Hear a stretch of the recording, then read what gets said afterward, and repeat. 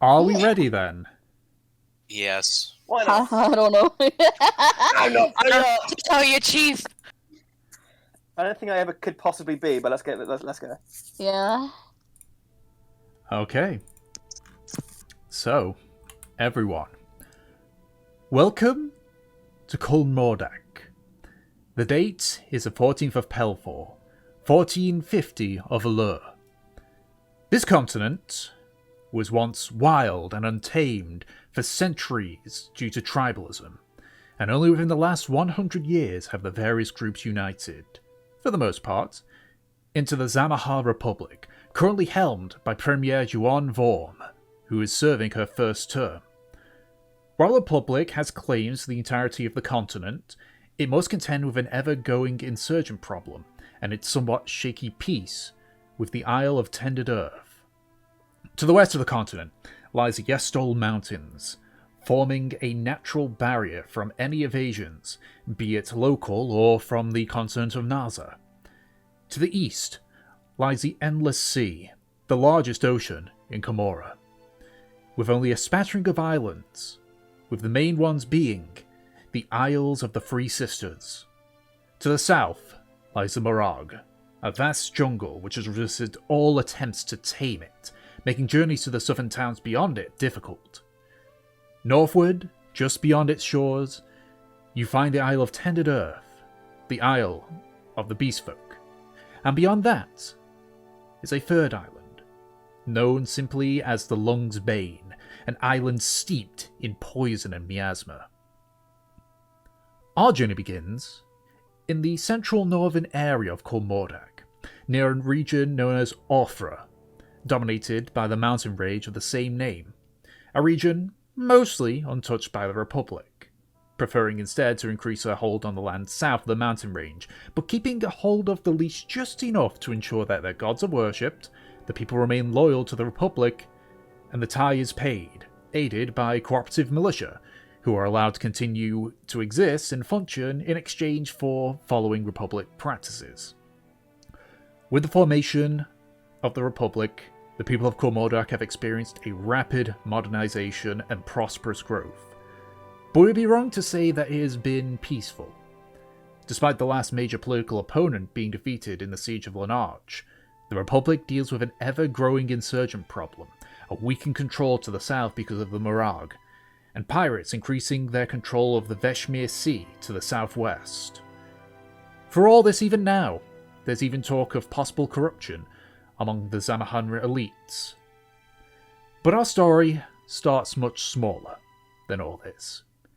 It begins on the northern edge of Orthra, nicknamed the Waste of the Endless Sea, for which salvage and bloated carcasses of both beast and men wash up, and a small town known as Toh, one of the smallest in the continent even.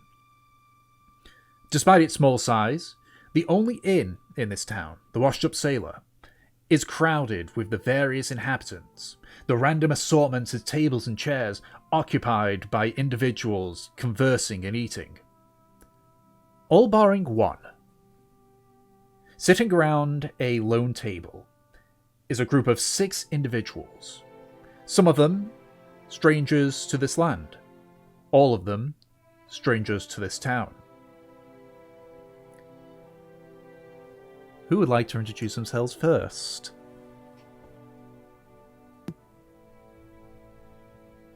I believe the party leader should always go first, right, Ed? Okay. So, before you see a fairly smartly dressed half orc.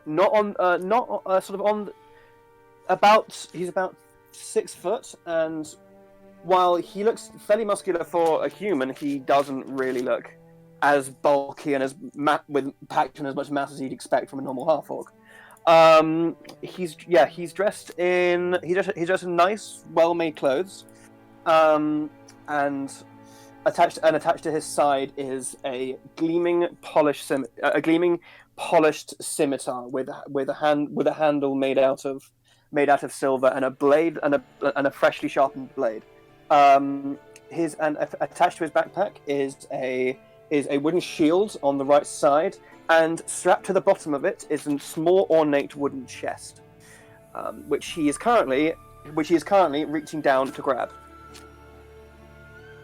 Who wants to go next?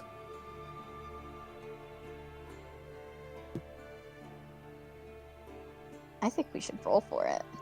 Oh no. Yeah, we get Yeah. spicy up in here. Oh, Oh. so you force Ed to say things and he decides to roll for the rest. I see how it is. Yep, Yeah. I mean, he said that he wants to be large and in charge. That means he always has to go first with introductions. Oh, Let's. Yeah, I'll go next if anything. Okay, I was gonna say like we can go with the highest rolling or the lowest roll. Oh, we gotta go highest. I guess I'm just up there with Peach. Ignore my roll.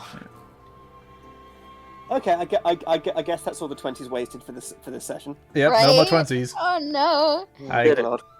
I guess Peach or Nate fight over who... Want to roll again and see, Nate? Yeah. Alright. Oh, thank God. There we go. Okay. God, dude. Same. Well, Anna, you're gonna have to go with me. You Alright. want me to go first, or do you want to go first? You go first. I'm your sidekick. Alright. I have to stop eating my chip. Chippy. So, standing, literally, at 6'4" is a tall, tan, skinny as all hell, grumpy looking bastard. He's got long blonde hair pulled back into a ponytail, tied up by a little white piece of cloth with a couple of beads hanging out the ponytail. Bangs all very floofy and swoofy going over the left eye. I'm sorry, I had to turn around. I'm looking at the art at the same time. Over the left eye, hiding a lovely dark blue eye patch with a ruby in the center of it. The fabric matching his extremely long, extremely annoying to draw coat. Little embellishments and ruffles and ropes and massive pockets. Hiding... They're full of secrets. Yes, full of secrets. Hiding under the long coat is a belt around his waist with a dark blue cloth wrapped around. Dark blue and slightly lighter, paler blue striped, very tight pants. A leather strap around their thigh. Tall navy blue and gold boots. A ton of just gold necklaces hanging down their neck, and a nice little hand axe. No. Attached to their hip is... Go Peach. Oh. Good stuff. Just a reminder, Ed, what was your character grabbing? A small ornate wooden chest. Okay. As my partner said, just kind of attached to the hip, actually grabbing onto the cloak, kind of like a child with its like parent. There's just this very short, maybe like 5-foot woman that looks like she has never been outside before for some reason. Just with the way that she's looking at everything with her big, like, unusually kind of like doll-like emerald eyes that contrast very heavily with her very dark skin. You notice that she has this bright gingery orange hair that kind of puffs out and is very narrowly being held back by like a hair tie, like a ponytail. That hair tie is struggling to handle all of the massive curls that would just be in her face otherwise. She's got this big sunny smile on her face, and you can see like her mouth has like a little gap tooth.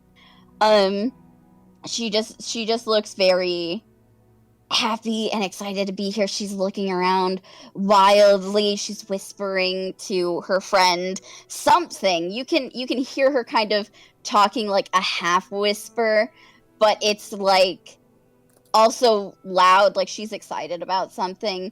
She's like, "Oh, look at that person over there. Oh, over there. Oh, I've never seen one of those before." She's just very thrilled, kind of sunshine incarnate, and even in this dreary, desolate place, she kind of has this glow about her. She is in almost like peasant-y barmaid clothes with trousers, so it's not exactly like that. There's nothing really distinguishable about her clothing, except she has a black and gold armband on her that has a dragonfly on it, and she has like a choker with some kind of symbol that doesn't really look familiar to this territory.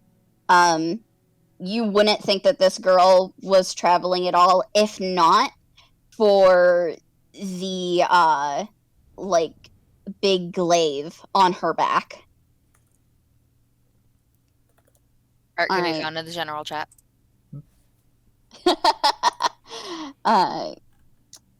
And Nate, you're next. Alright. Well, also at the table, you see a tall, approximately 6 foot, very furry gentleman. You can all see quite clear as day that he is a tabaxi. He has very dark orange fur,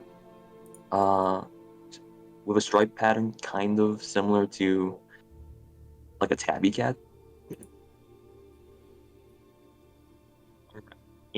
Around his face, you can see black markings that can't quite tell if it's naturally occurring or if it's added on.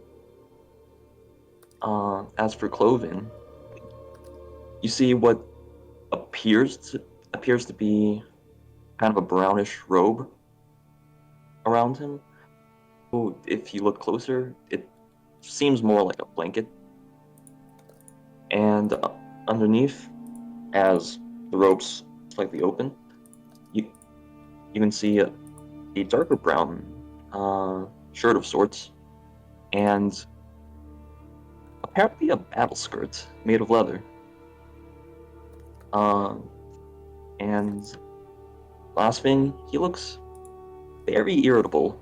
His hands are crossed, and he's looking at the little 5-foot woman like he's being annoying. And that is all. Alright, so that leaves just Maui, and then Dom after Maui. So,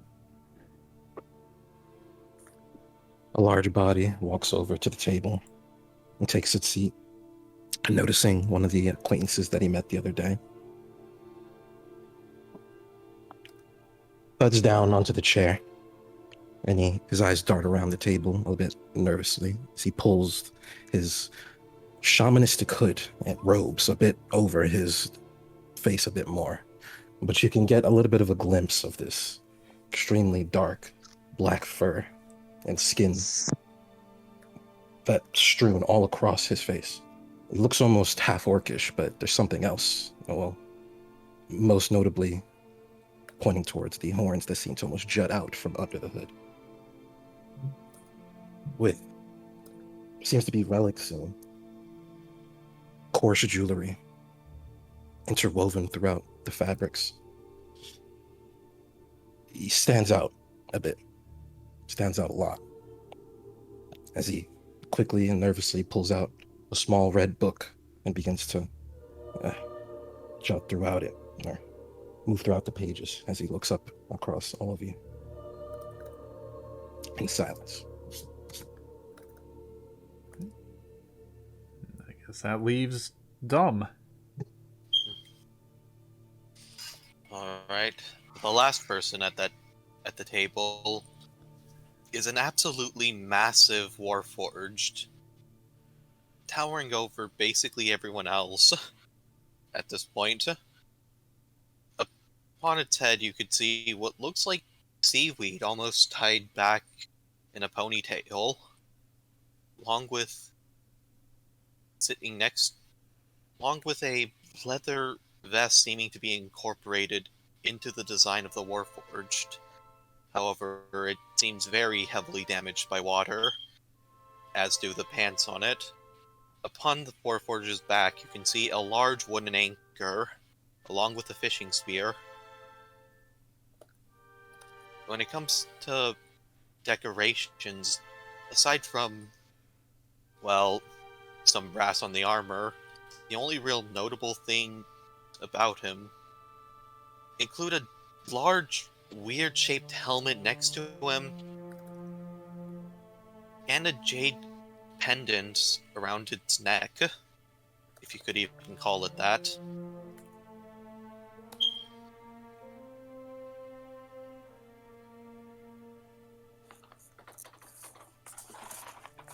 All right.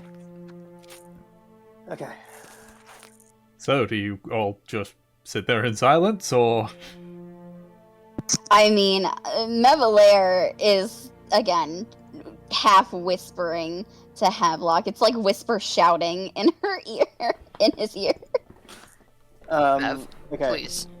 please stop. And as I'm bending down to reach to the chest, I go, "Oh, I'm glad I found you here. I have something of a mission that I will need an extra hands in accomplishing. But first of all, given that there's only really one prim and proper way to make new fast friends, I have a question for all of you. Aye. What is it? Do you prefer sweet or savory?" As he puts the wooden chest on the table. Sweet. Sweet, Savory. okay. Is it Sweet, candy? fair little one. Of a sort, aye. Okay, and so yeah, I make a, and as people sort of, so as people answer the questions, can I quickly wave? I'll wave over to the to whoever's behind the bar. Yeah. So, the barmaid. It's a person that you've in the few days that you've been here, you've sort of gone acquainted with. Una, female, roughly in her 40s, dark skin, her hair's cut short to the point where it's nearly bald. Or, for reference, me.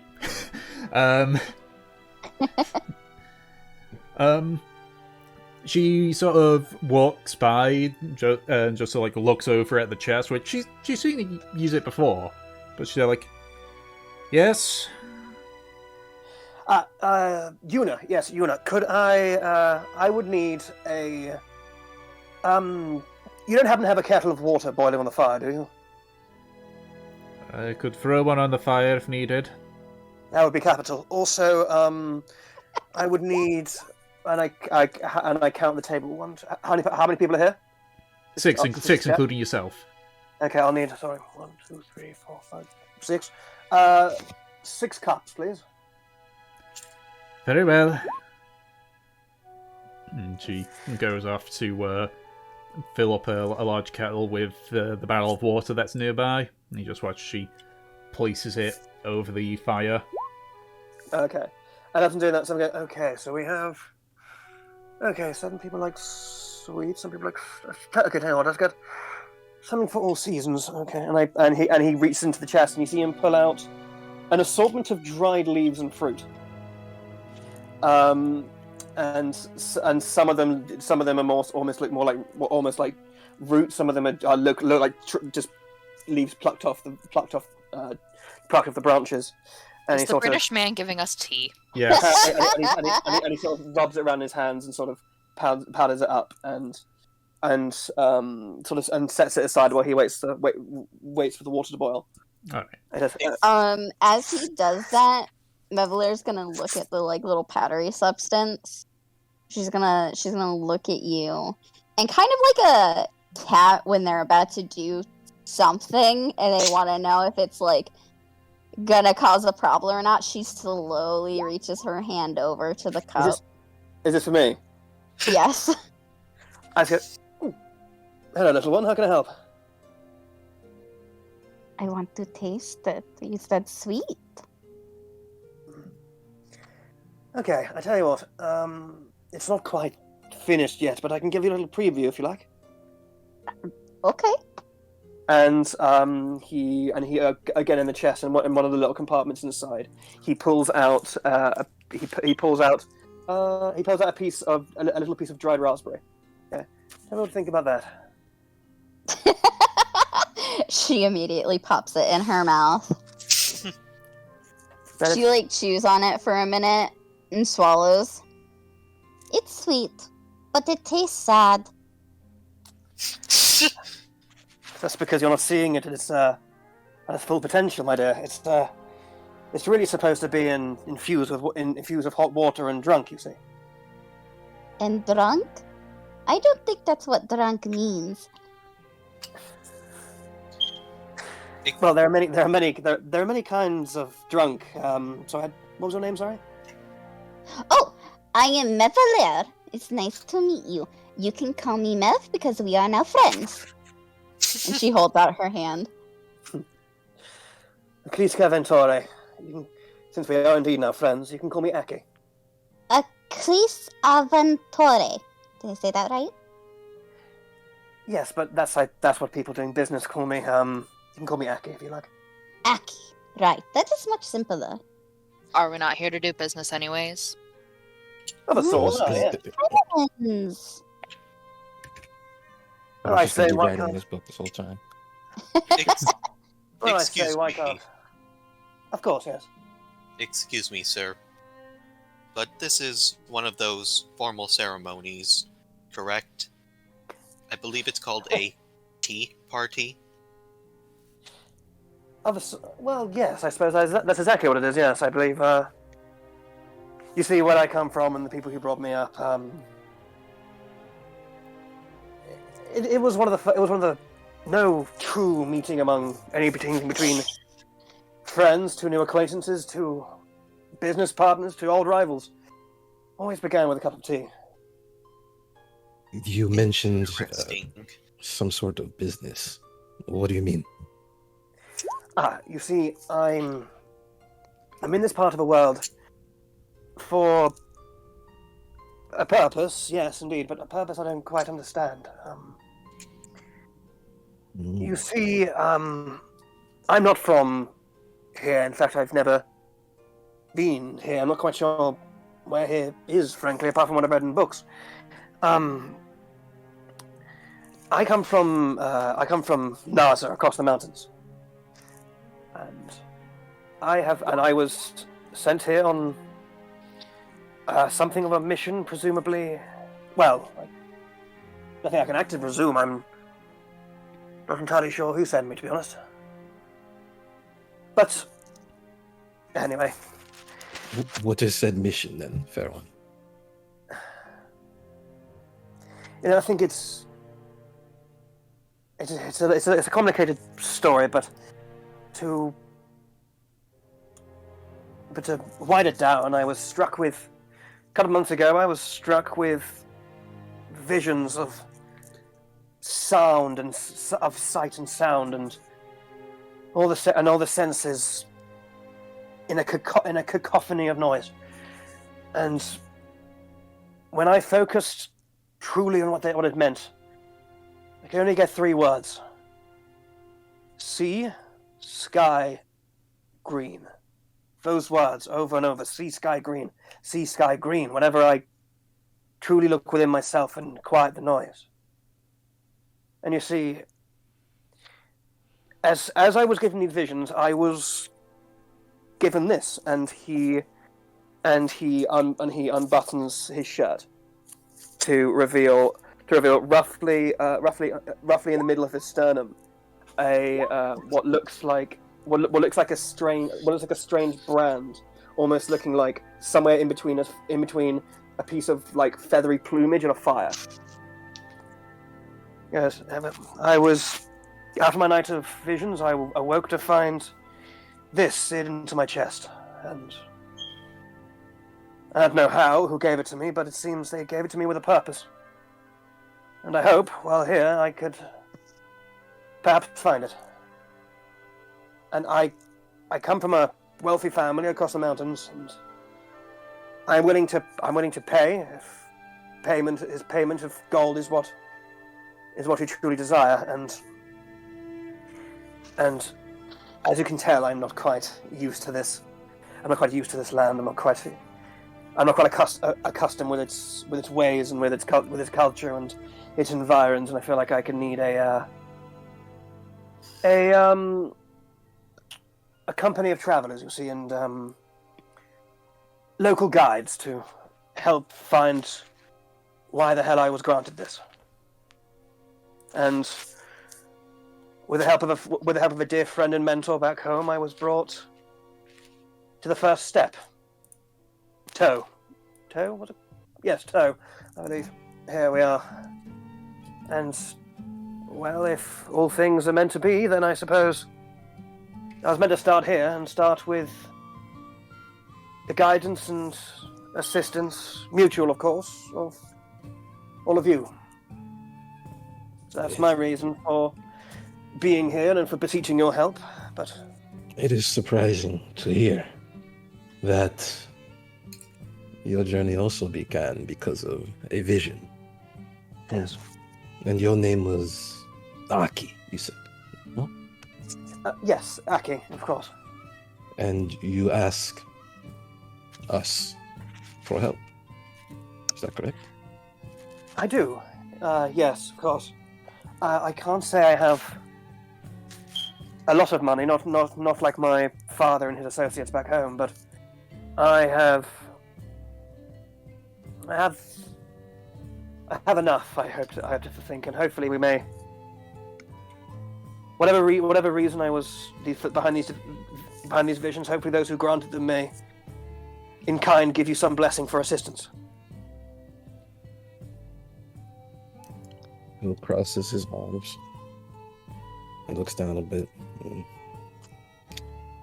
I have my answer, but I wonder what everyone else may think of such an ask.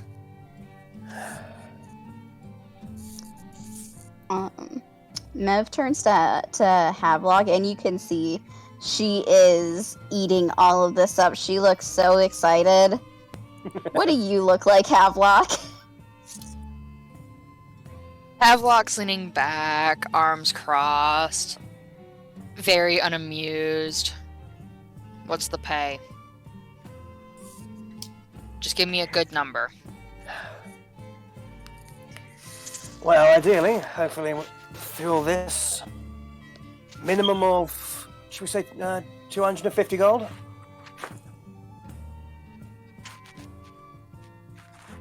And will you be supplying health potions? Of course. What good are guides from beyond the grave? Doesn't it sound fun, Havelock? It's an adventure. It's good pay too. I know it's good pay too. Alright, you got us. Yes! Around this time, while you guys are conversing, Yuna has arrived with the various cups full of hot water. Okay. Okay.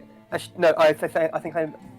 think instead, can I have it in the she brings the kettle to the table. You want me to? Fine.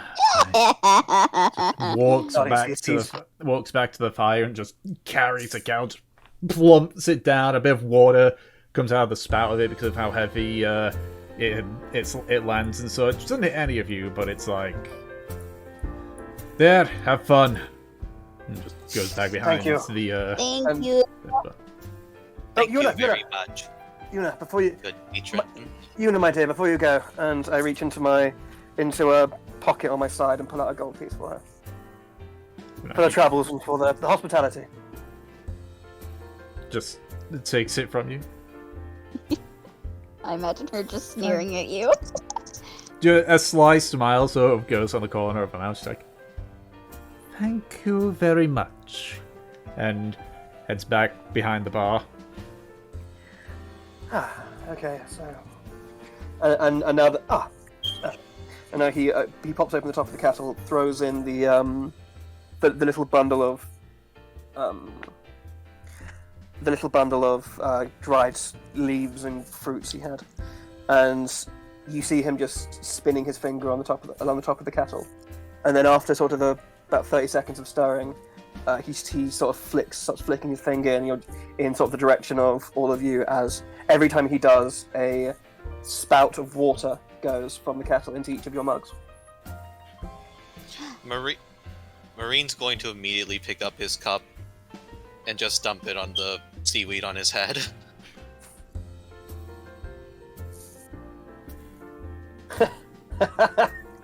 Was that refreshing for you? Indeed, it was. Thank you. Well, I'm glad. I have a whole kettle here if you need any more of a shower, dear sir. I'm I'm just gonna herd Mevelair and I slightly away from that. Mav is gobbling her tea. I'm gonna try and chug the boiling hot tea. Okay. What did you put in the tea? It wasn't nothing poisonous, in case you're wondering. Yeah, It was, imagine if it was poison. If Like, it suddenly was like- We secretly planned a TPK. Yeah. Could you fucking imagine if it turned out that Fucking this Tom. if this sort of affable nobleman just ended up being poisoned all of these people for no reason. Mhm. Bad joke, Tom. PK. Ugh. For God's sake, yeah, nice. Aw. TPK. Anyway, it was basically just what we'd call like a bundle of black tea leaves, and then throwing in a few little herbs for a bit of aromatics and for sweetness, a couple of dried berries, sort of stewed around, and that's basically what it wasn't all your cup. And the sort of juice and the liquid and the infusion of that is what's in all your cups. Tasted like poison, wasn't poison. I'm on board. See, I would Yeah. say like, Nothing oh, else. what kind of tea is it based on? But then I'm to say like, oh wait, there's only 2 Englishmen here. Yeah, to be fair, it's not. You think that I don't know my teas? I have done research specifically for characters that enjoy tea. Thank you. Oh, She has. It's fucking Yeah. fun to read it. oh, you heard, Red? I know. That's right. What tea is it based on? Tell me. You said it was a black tea. It's not based on any tea. It's just tea. Leave me alone. Disgusting. Okay. One is not I put all amused. that work for nothing.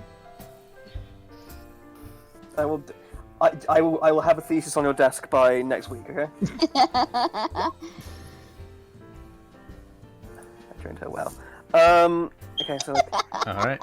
So, so again, there you go. I tried to figure something out for all palace until we can get better acquainted. Well, I very much appreciate it.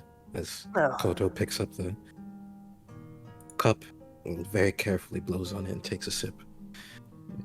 And he says to you,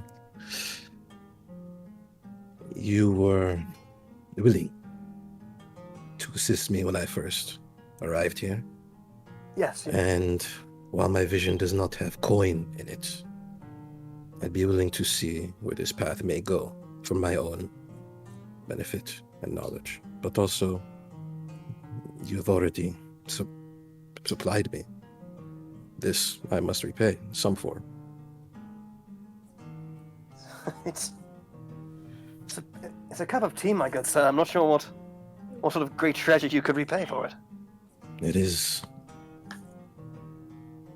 a great notion in my tribe to offer drink or food from one's own coin purse. Ah. In that case, the honor is well, from what I know of you from these last few days, the honor is well deserved, my friend. Anyway, I've spoken my piece and broken my bread, so to say. Let's, anybody else? As way of introductions. Mev, as you guys are talking, shoves like the teacup, not like shoves it violently, but just like there's a teacup in front of your face again, and she's just like, more please. Anything you'd like to change? A little bit sweet, a little bit smokier, anything? Sweet, obviously. Why would I want smoke? That sounds bad. Okay, and he takes another one of the dried raspberries and puts it in the bottom of her cup, and then another spout of water goes into the cup. Yeah, as he's doing that, Mev looks to the rest of them, and she just, like, onto the table, slams her hands. So, I have not gotten the rest of your names. Kotu, it is a pleasure to meet all of you, and this is a little embarrassing to ask, as he pulls out his red notebook and a piece of what looks to be almost black chalk, as he pushes it towards the table. I would appreciate it if you all could write down your names. The common tongue is still fairly... I'm not fully understood of such versing. So what do you speak? Orcish is my native language. Ah. Mev will take the book and she starts scribbling her name down. It's not the neatest handwriting, but it's not the worst either. It's kind of like middle schooler handwriting. As a person with dysgraphia, I can very much relate. Yeah. Tom, has anyone ever said that they thought you wrote in your own alphabet? Is your handwriting so bad? You have no idea. Yeah, I know, it's fun, right? That's kind of what it looks like. It's kind of like, are we sure this is Or I guess it's common? like a doctor's scroll. Yeah. Oh, God. Hmm. My family calls that chicken scratch. And then Two. she is gonna go ahead and take the book and she's gonna look at Havelock, just like with the open page. I'm going to take the book, I'm going to flip it back to her page, correctly write her name underneath it, and how to pronounce it, and then write full name, Havelock Prothero, and how to pronounce that underneath it. I can just imagine Mevalair's writing being like Meevely. Meevely. It'd work. Alright, who's taking the book next? I'll do it, and he just takes it and sort of neatly writes a Creasc Aventore. Yeah, Mevalair like leans over his shoulder to look at it. And she looks at him and she looks back at the paper. You write like my mama. Is your mother at half? Is your mother as ugly as me? No! My mother is a very beautiful woman. Why would you say that? Only fooling around. Not that you are ugly either, but it's very mean to call my mama ugly. You've never seen her before. Don't worry, I've been used to being called ugly all my life, you see. Well, then they are very mean too. You need to get some manners, it's what my mama would say. I'd like to meet you one day. May I please see the parchment? Did you hear that? Or Oh, sorry. Yes, I forgot I had the book. He zones out, staring at his own name. Actually, to be honest, I was zoning out, looking at the thunder and lightning outside. outside my window. That might be And coming so- my way and- at one point. And so I just go, here you go, and sort of, and I sort of look up and see this big iron man, iron rusty man just towering above me. Yeah, there you go. Marine will actually surprisingly neatly print out. Well, it looks like he's printing out his name. I'm just imagining when that piece. Yeah, of paper it's in was like, oh, wait, Calibri. It's like Yep. a specific font. Times New Yep. Roman. Yeah, Calibri, size 12 font. Print out his designation, and we'll look to Dodo. My first friend told me to pronounce it as Marine. Marine. Understood. Marine. I guess I'm gonna swipe the book off of Marine and just like plainly write my name incorrectly, first of all, so it just looks like this, and then I'll just say Kindling. In. Where do you hail from? Not too far away, honestly. Still in Kul'Mordac. Hmm. I have heard of tribes of our people, and our tongue call it Yuhosen. How do you pronounce your race again? I'm sorry. I am called Tabaxi, Tabaxi. Understood. but that's not very important right now. Then I'll hand the book back to him. He gracefully nods and looks over all the names and just begins to just jot more on the same pages. Alright.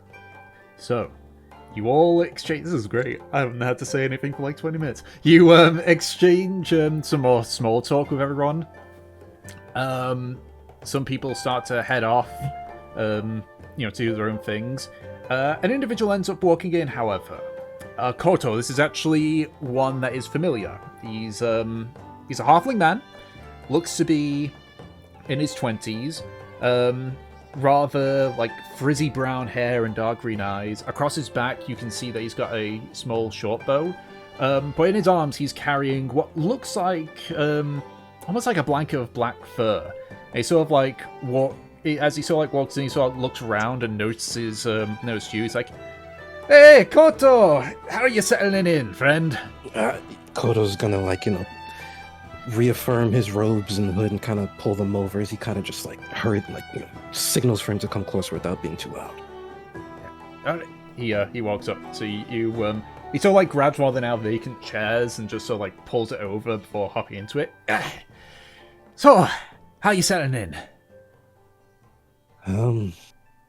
Well, I seem to have made some acquaintances. I've noticed. Possibly if I've I'm work. noticed. Yes, I once again want to thank you for guiding me towards Tor. I'm unsure if I would have found my way. Well, I wouldn't be sure if I'd be able to bring you back to Tor if you hadn't have found me when you found me. Oh, that reminds me. Here, the pelt.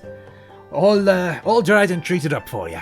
He sort of flips it over and places it down. And for the rest of you can see the black sort of blanket appears to be a pelt of some sort. It's difficult to see what kind of animal it is, but after looking at it, because the skull has been removed and so have the eyes, but from looking at it for a few seconds and considering that it's jet black, you kind of realize that this is a panther pelt. Koto, minus the little bits of damage that he had received during the conflict that you end up having with it, it's actually in fairly good condition. You can see there's a few repairs here and there from where it had been hit, but it's in good condition. So, as promised, that's yours. Unfortunately, I ain't a taxidermist, so I couldn't do much with the head, but it should be fine as, looks you up and down, giving you signs a cloak, maybe? Or maybe. Koto rings a smile as he nods his head, looking at the halfling. Yes, Pelts are quite popular among my people. I really do appreciate this. I will not forget this gift. I wouldn't really call it a gift. As I say, it was either that, or I'd be in its stomach right now. So, yeah, I think of it as a debt being repaid. Fair enough. Now, what can I help you with, my friend? Why are you here? Oh, just seeing how you're settling in, returning the pelt. I mean, I see you've made some new friends. Yes. Hello. Hi there. Just waving. Oh, my manners. Are you thirsty at all? No, I'm good, thanks. Okay. Okay, up to you. Yes, Offers on the table if you change your mind. so, like, notes to Zakel. I see quite literally, too. No, it's fine. I need to get ready for hunting or anything. I suppose you picked a decent time as any to show up, though. Hmm? So, Oh, well, it's just, you're just in time for the Day of the Sky celebrations. The what? The Day of Sky, well, I mean, technically it should have been 3 days ago, but nobody's too keen to have it in the middle of a storm or a waterlogged field, you know? Yeah, it's apparently a celebration of, apparently many years ago, before the Republic showed up, there was like this dragon that swept over the land and tried to rule Kul'Mordac. The dragon was, pushed back by the tribe, and I mean, depending on who you ask, a lot of people say that's the reason why the Republic formed anyway. They saw, hey, we can work together to push off a dragon. So they celebrate with feats of aiming, but there's a few feats of strength and such if that's not your thing, you know? Is it like it's like an actual festival, like a competition? Or It is, but less so here. We're a small town, you see, so there's not a whole lot as much, but there are things to do. I can't partake in it. I've got me job to do. So, like, thumbs back to his bow. Curious to know what kind of people would attempt these feats of strength. Oh, everyone does. Kids, adults. It's not a competitive kind of. Well, it can be competitive depending on who it is, but you know, some people they go there just for the celebration, you know. Interesting. So that everyone can be strong. Understood. Right, well, it was good meeting you all then, but I've got to get off for me hunt. If you decide you want to partake in it, just go to the field where everyone's going to be. You can't miss it. have Thank fun. you. Happy Thank you for hunting. stopping by. Alrighty, I'll try not to get myself in trouble again. So, like, gives a slight wave and heads back off out of the inn. Oh, sorry. Before you go, one quick question. Yes? You don't happen to know if there's any a local druid circle here, do you? I heard that there used to be druids here, but that was a long time ago. Ah.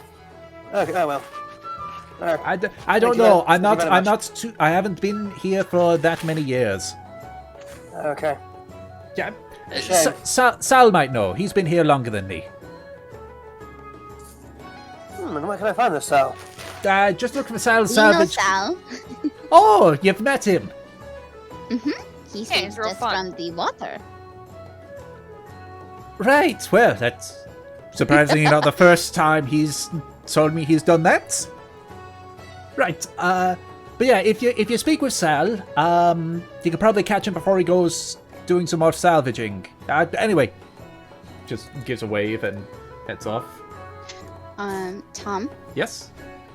did you say that it was 1450 Of a lure. of a lure, not AT? No, because the Pterodont War was only something that affected Naza and Ansor. So Naza and Ansor go by AT. Yes, but everywhere else goes by allure. In comparison, it is about 10 years since the events of Campaign 1. Okay, and what year would it be in AT then? In AT, it would be, off the top of my head, 739. Because we started in 729. AT. Alright, good to know. How do you spell allure? Allure. That's what I thought. Okay. Yeah, it's the same allure that was mentioned in Campaign 1's, like one of Campaign 1's notes a while ago. So it's Yep. So we are in August. yes. Pelfall, Yep. 1450. Allure, which is 739. AT. Mhm. Got it. I was just making sure because you said that before, and I was like, wait, weren't we in the 700s before? Okay. If that is the case, I can take you to Sal's before we go to the festival competition thing. I really want to go to that. That sounds really fun. We'll be going, Mevelair, don't worry. Yes. There may Okay. be interesting people there. I shall partake too. I should make an appearance. I'm not sure. What importance does this Druid circle have to you, Aki? You see, I was trained by under the tutelage of my grandfather, who was a member of a Druid circle back home, and he was the one who brought me onto this land over the mountains. And he said, ask the local Druids for help. And the first place I found when I was here was a old abandoned Druid circle. I left a message basically saying anyone who I was and what my situation was, and if anyone came across it who understood Druidic, then telling them where they could find me. But it's been a few days now, and no one came, and so my fears have been proven. I believe I may not be here anymore. My grandfather's knowledge might be a tad out of date. There's only one way to find out here on Kul'Mordac. Hopefully, we can find some sort of information from this Sal that Mevelair and Havelock. Mevelair. You can call me Mev. Mev, thank you. It is much easier. And Havelock may know.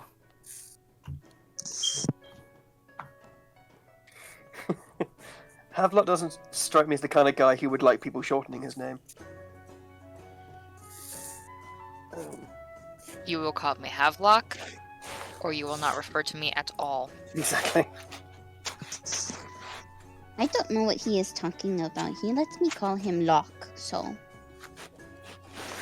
Mev, you're different. What do you mean I am different? I mean that you're more special than these idiots. That's very nice, but you shouldn't call people idiots. You did what I have been called worse. It's fine. Alright, let's go find Sal. We have to find him quickly before he goes and salvages. But we also know where he salvages. Unless it's a really big beach. Let's go! I'm sure we can find him. What does he look like, perchance? Big, meaty claws. He's a crab! And Mev, puts her arms up high, and she snips her hands. Havelock's going to mimic her just because it makes her happy. Wait. There are sentient crabs in Kul'Mordac. But he is like a person, like a really big person, but he also has crab arms. You know? They go snip snip. They go snip snip. You don't have those in NASA? Can Koto roll history for this? Do I know crab people? Go ahead and make a history check, Goto. Look like crab, talk like people. 18. The sentient crab people, not something you've heard of before. Okay. But you have new. heard, you haven't really been, like, super around, like, major civilization, but you have heard of people that have, from your tribe that have came to and from, about weird individuals that appear to have 4 arms. I simply think to myself, unsure what to expect here. He used his big meaty arm claw things to drag us out of the water after we were thrown off in a storm off of our ship. A guardian angel sort. A big crabby guardian angel, yes. He would have made a good meal.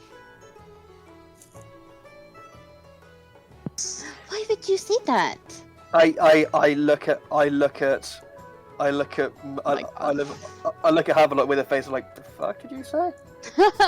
and then just go, well, I suppose we should probably try and meet him before he ends up being lunch, then, shouldn't we? Beat him or Ready. meet We could just bring some butter along.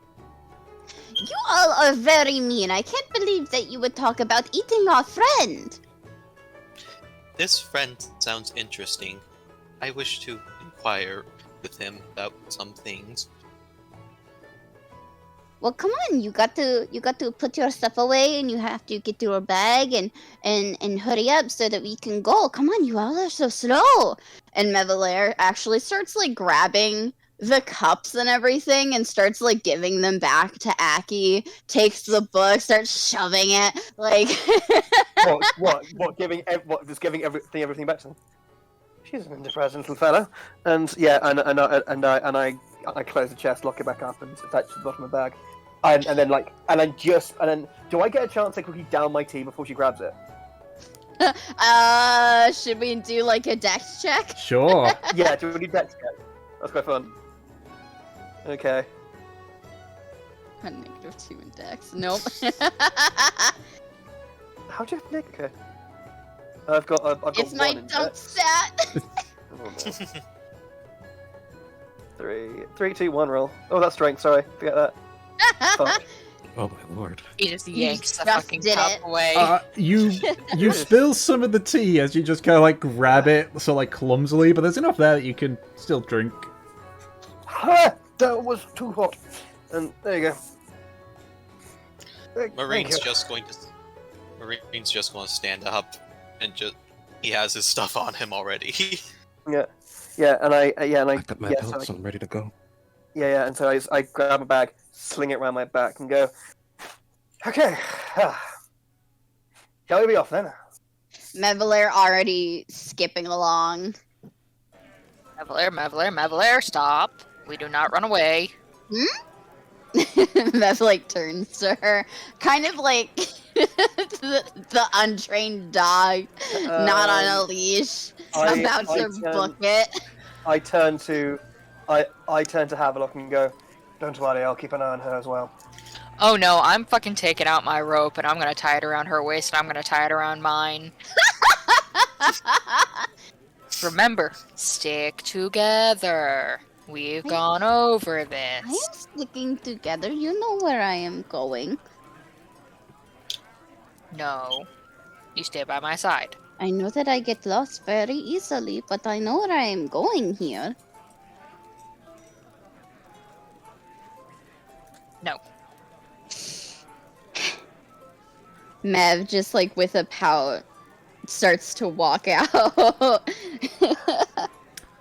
I just realised as well that I think Mevalaire's the only one that's in this party that's actually short. Yeah. And, Baby. and now I'm just thinking, and this is so wrong, but that one picture of that one lady with the 4 like really big guys behind her. For God's sake. Thomas. I can't believe you've done this. Thomas. I was more thinking of that picture of Kevin Hart being held up by the tall woman, and they're both pointing. But it doesn't work because that's only 2 people. I know, but I was more saying, but that's Havelock and Mevalaire. Actually, I would like to know, what is everyone's heights? Havelock is 6'4". I am 6 feet on the dot. I am 6'1". Big. Big. I am 6'9". Jesus. We are some beefy boys. Probably have Also, something. wait, I think Peach is the only girl as well. Woo! Only Wow, girl. that's I'm so really weird. tiny. I'm hoping. All right. Tiny Barb. I'm not a Barb. What the fuck? They're referring to himself, I think. Okay. Oh yeah, how tall? Wait, how tall's Kindling? 6 feet on the dot. He's the Oh, shortest.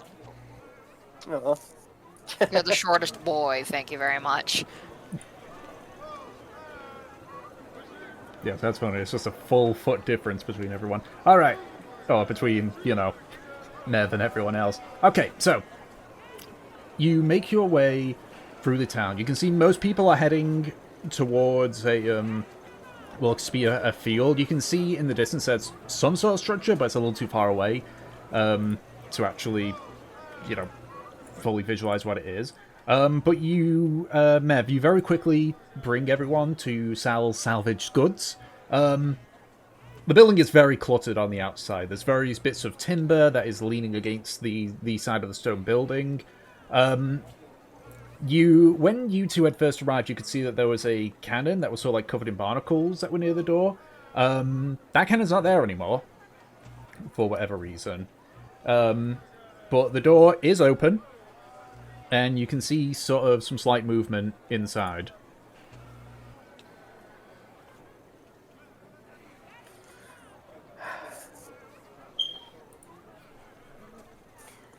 Yeah, and so I'll sort of knock on the open door and go, "Hello, are we open for business?"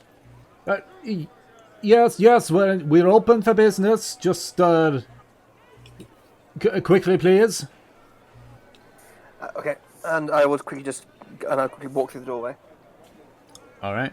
Does anyone follow, or is it just Follow in kind. Yep. No, we're coming. All right? The Yeah. salvage team has arrived. All right. So the interior is a weird mixture of messy but also organized. There's various shelves that are stacked with various little trinkets or just what appears to be just salvaged, like metal pieces or wooden pieces. But yeah, despite that, the windows, the floors, the counters are all very clean and very there's nothing sort of like blocking them or anything. It's just a mess on the shelves. But as you walk in, you can see an individual. Looks to be sort of like palish blue, and for some of those that have, for some of you, obviously Mevlair and Havelock recognize this, but seeing it, you realize that this individual is a Simic hybrid. Looks to be in about his 40s. He has a dark, dirty brown tunic on at the moment. His green hair's sort of in a buzz cut. You see, he's sort of fiddling about with various things in the shelves, and as you sort of look at his shoulders, you can see another pair of limbs that are sort of reaching upwards and grabbing other things that end in crab claws. As he sort of looks upwards as well, you can see, and this is something that Mevlair and Havok didn't see as well, you see sort of slits on the side of his neck sort of open up, almost like gills. Mm-hmm. And he's sort of looking upwards into the side. You're okay. So turns around, it's if it isn't the two people that decided to take on the sea. Hello, it is nice to see you again. Good to see you as well, my dear. So, how can Sal help you all then? Well, first, I think a thank you is in order for rescuing my two new friends here. That was nothing. I do this more often than you think. Normally they're dead, but occasionally I get lucky. Well, besides, it's greatly appreciated. And he sort of sticks his hand out, sort of darting between all the different arms, not sure which one to shake. He sort of like moves his shoulder forward, and sort of the crab arm sort of like clamps down lightly on the hand. He sort of, Just shakes yeah, it. he's like, thank you. Anyway, so I was told by someone here you knew the town and the area better than most, yes? I have been here since I left Platinum Hold, so yes. Why? Have I heard of Platinum Hold? You Yeah, know, do we you know know of that Platinum place? Hold. It's one of the major cities of Ansor, Okay. specifically of the Dwarven Kingdoms. I Yeah, feel but like I- in another life we knew that place. Yeah. I believe they call that That's not- deja vu, but It's what the deja hell? vu all over again. Let's get. My goodness, that's halfway across the world. How did you end up here? I just didn't like what Ansor had to offer, so I decided to swim. You swam. swam. Yeah. All the That way is from a- Ansor. Yes. That is very fair, my fellow I think seafaring. that. See, this one.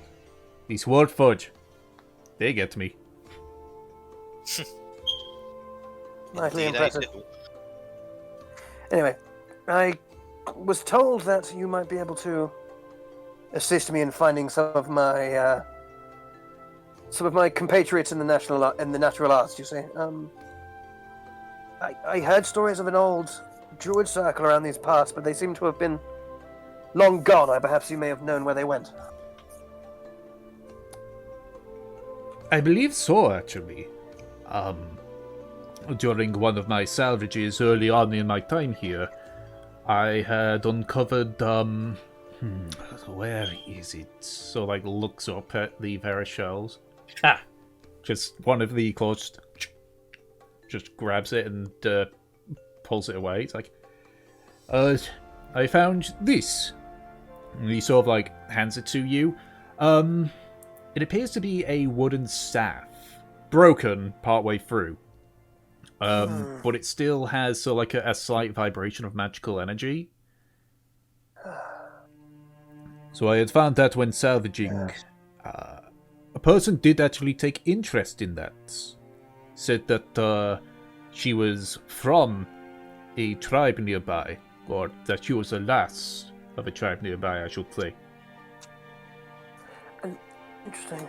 And how long ago was this, if you don't mind me asking?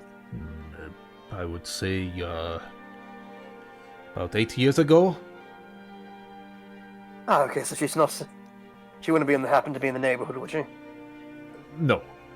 She simply said she recognized the staff, that, the owner is no longer with them, and that she has moved on for her own thing.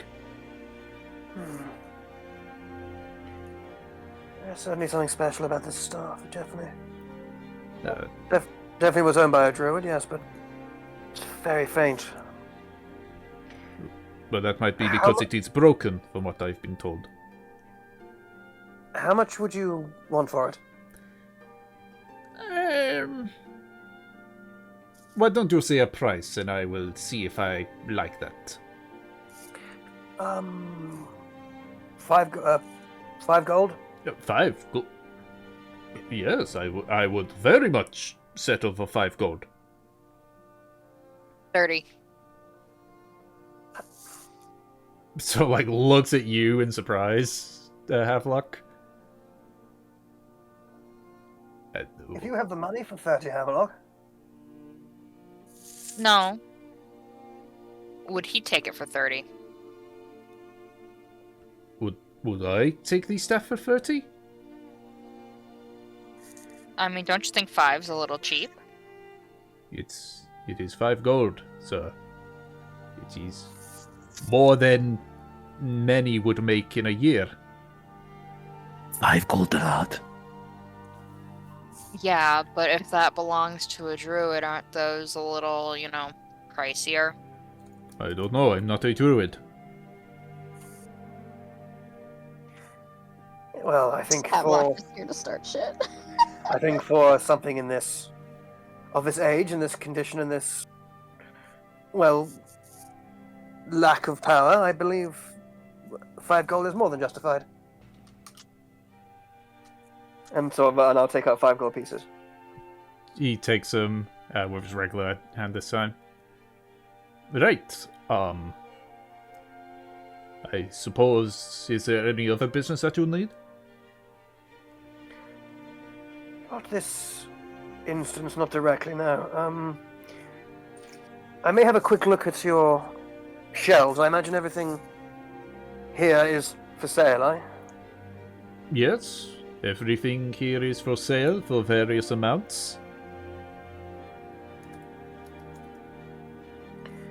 Interesting, okay, I'll have a quick scan of the shelves in that case, and I will turn and have a look and start having a look through the shop. Okay. Because of how much of a mess the shelves are, go ahead and make an investigation check. Right, you are. Hold on, I'm just gonna. Can I write some notes quickly? So. Were you going to say something there, Don? I wanted to also have a little bit of a look. Okay, investigation check. Increase my character. Okay.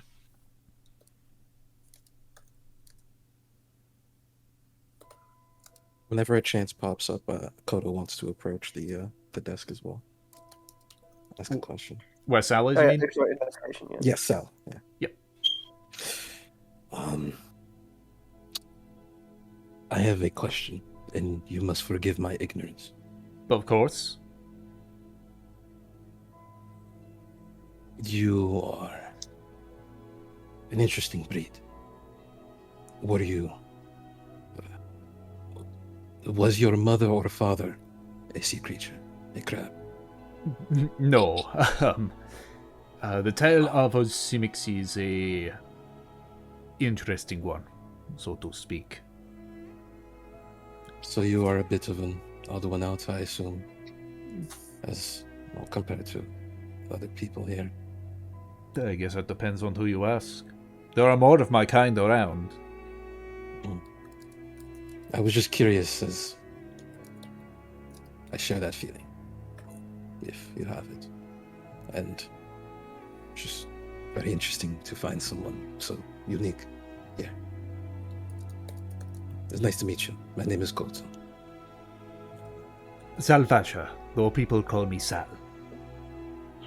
He nods and he simply walks back over to the chair he was probably sitting at. Okay. So, with the investigation of Seven Marine, you find various bits and bobs. Several pieces that seem to be like fittings from ships. Part of a what looks to be like a figurehead. There's a human skull just chilling on top of some stuff.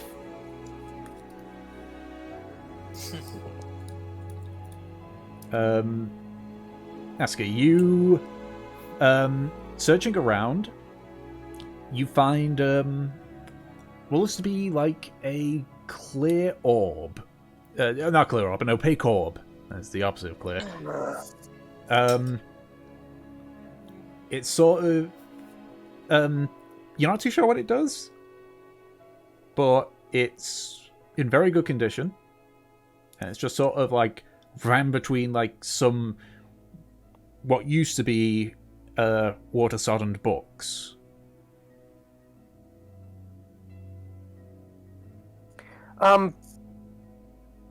Sal, was it? Yes. What can you tell me about this artifact? Oh, the orb? To be honest, I can't tell you much. I found it one day in a partially broken open chest, and that's all I know.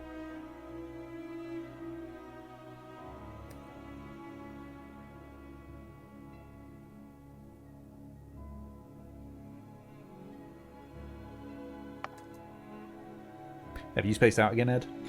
No, I'm writing. Okay. Fascinating. Well, can't say my curiosity maybe getting the better of me here, but how does 5 extra gold for this orb as well? Sure. He's just like, fuck yeah, give me money. It's piqued my interest, what with this artifact and this staff. Could be something more. Anyway. Excellent, I'll look after this then and see if I can figure it out. Anyway. I think I'm going to get some fresh air outside. I'll be back in a little bit.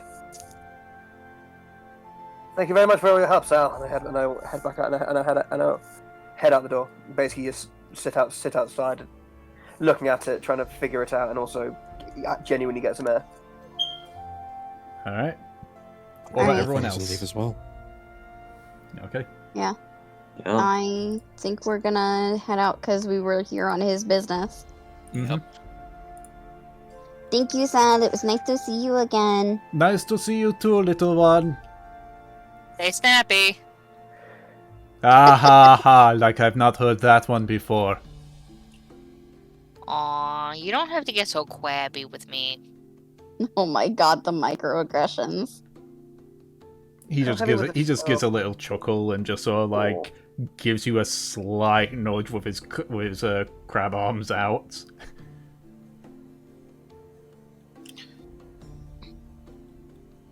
How heavy do you think the orb would be? It's only about 2 pounds. Okay, cool. So I'm just adding it to the thing.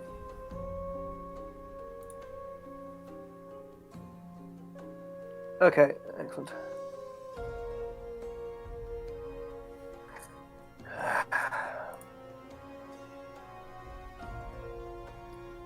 Well then, I think we have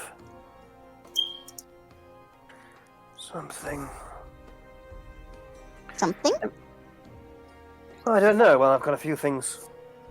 Few loose ends. Figure out whose staff this used to be. Figure out what this orb is, and figure out who was the person looking at it last. 8 years ago. Come on, we have lots of time for that. We need to go to the thing. Oh God, yes, of course. Did they say when that festival was exactly? Well, I think it's going on right now, right? We have to go to the fields. Is what it sounded like. Indeed. So, come on, stop staring at the stick.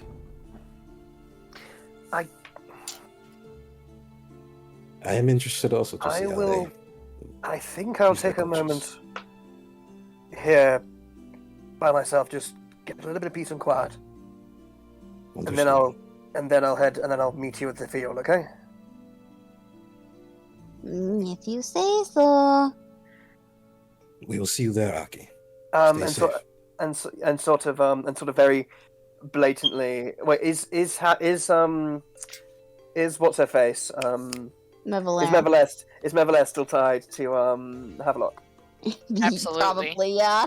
Oh, okay, good. She is not getting away. She is stuck to my hip, whether she likes this or not.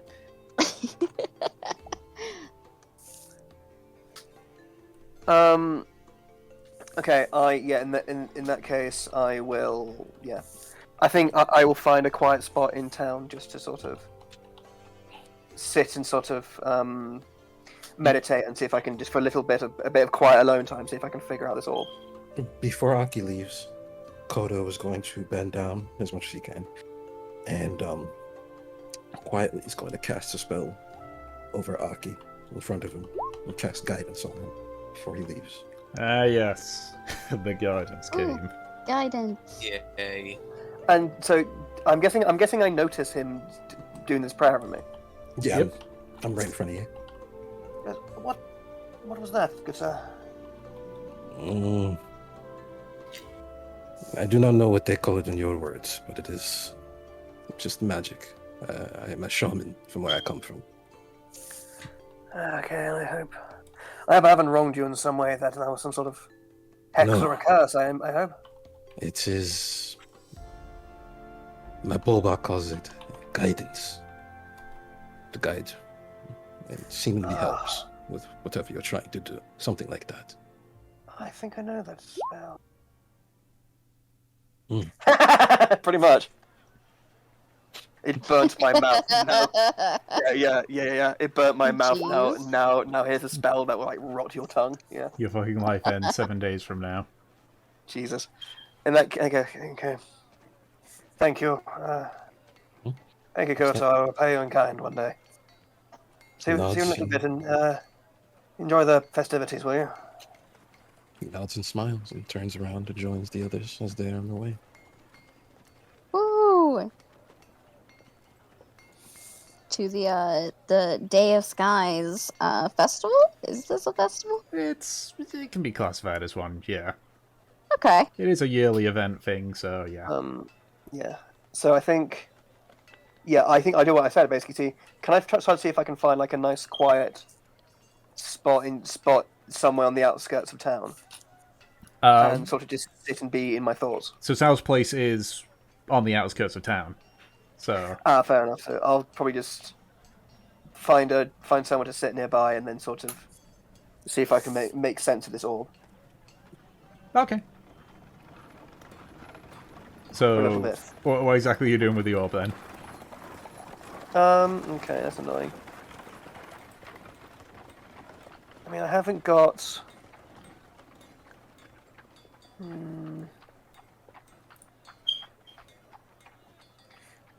Annoyingly, I haven't got like detect magic or anything.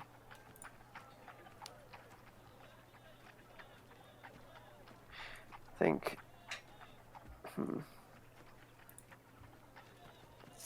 Actually, I think what I think. He sort of basically I think he'll just sort of try to like look and try to study this orb for a bit, and then sort of after he sort of like regains some of his sort of strength, he will walk back in and walk towards the field, I think. Okay. So it takes you a couple of minutes, but eventually you do get to him and everything. But so pull my notes once again because you accidentally clicked off somewhere. So you follow the few remaining people that haven't head towards the fields yet before you see that there's a few wooden stands set up in a small, still somewhat damp field. You see various individuals, armed and armored individuals. Some of them have got like chainmail or breastplates and such, whereas you see others that have got like leather armor. The ones with leather armor, you notice on one of their arms is a cloth sleeve dyed yellow with a little emblem on there. But you see that they're you can see some of them sort of like putting up the finishing touches on the various stalls. There's not a whole lot of them given the size of the town, but you can see in the middle is the Centerpiece. It's a somewhat crude 8-foot structure in the shape of a green dragon with its jaw wide open and what looks like a small pole attached to the lower jaw.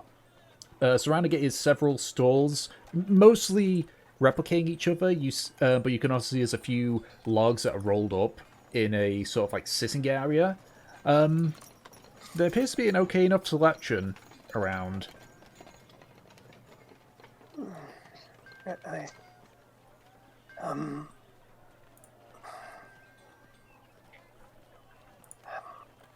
So what's huh?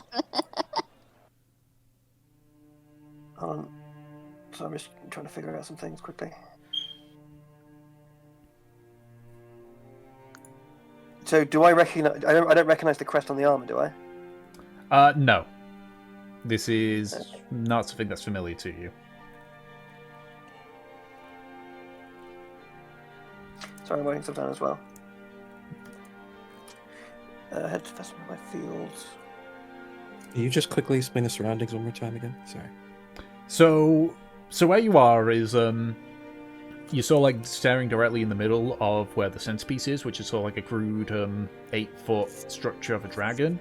So like surrounding it almost in a horseshoe sort of thing is several other stalls. At the far back behind the dragon, you can see sort of like various bits of cloth sort of like hung up. To the left, you can see like several logs that are horizontally like balanced on some boards. Just a little bit behind you is some logs where people are sort of like sitting and talking, and to the right there's what appears to be like some logs that are upright with a few individuals just sort of like talking and watching. Odo's gonna be eyeing the statue. I've seen statues of this caliber, but none of such a creature. I can't say I've seen a dragon before. Just stories, childhood stories. Dragon. I've heard stories of this. Yes, amazing.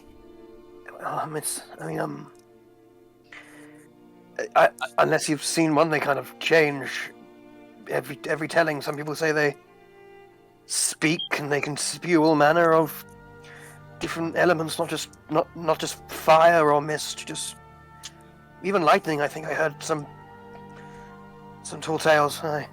Speak as with magic imitation, or are they intelligent? Well, I think they're intelligent. Some worship them as gods, I believe, far away. But they say that they chased this one out, right? Yes, he might not have been a very nice god. How did that happen? I'm not sure. Well, all things have their weaknesses. All people have the ability to render those even indestructible. Maybe someone will tell the story. Perhaps. So it sounds like someone it would here be an must be- interesting tale, at the very least. Yes, I'm looking to try to find everything I can out about this place. And I've told you about the only clues I have. This ticks the green, certainly, but nothing else. Well, why don't we ask around, see what there is to do? I will leave that up to you. Okay. And Mevalaire starts to, go, and then the rope tugs on her. Remember, child, stick together. I am not a child. You are a child. Stick together.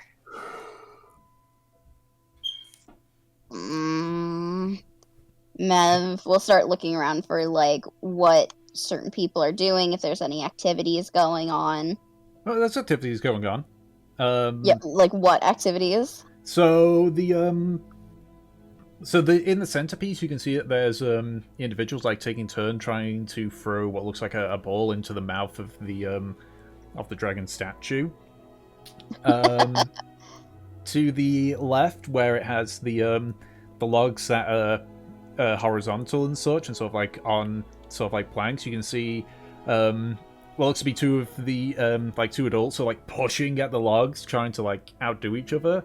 In the distance, you can see what looks to be someone aiming at various targets. The right with the logs that are standing upright, you see two individuals there, but they're not doing anything. One of them appears to be one of the armored guards. The other one appears to be maybe one of the armored guards. He's wearing part of the uniform. Okay.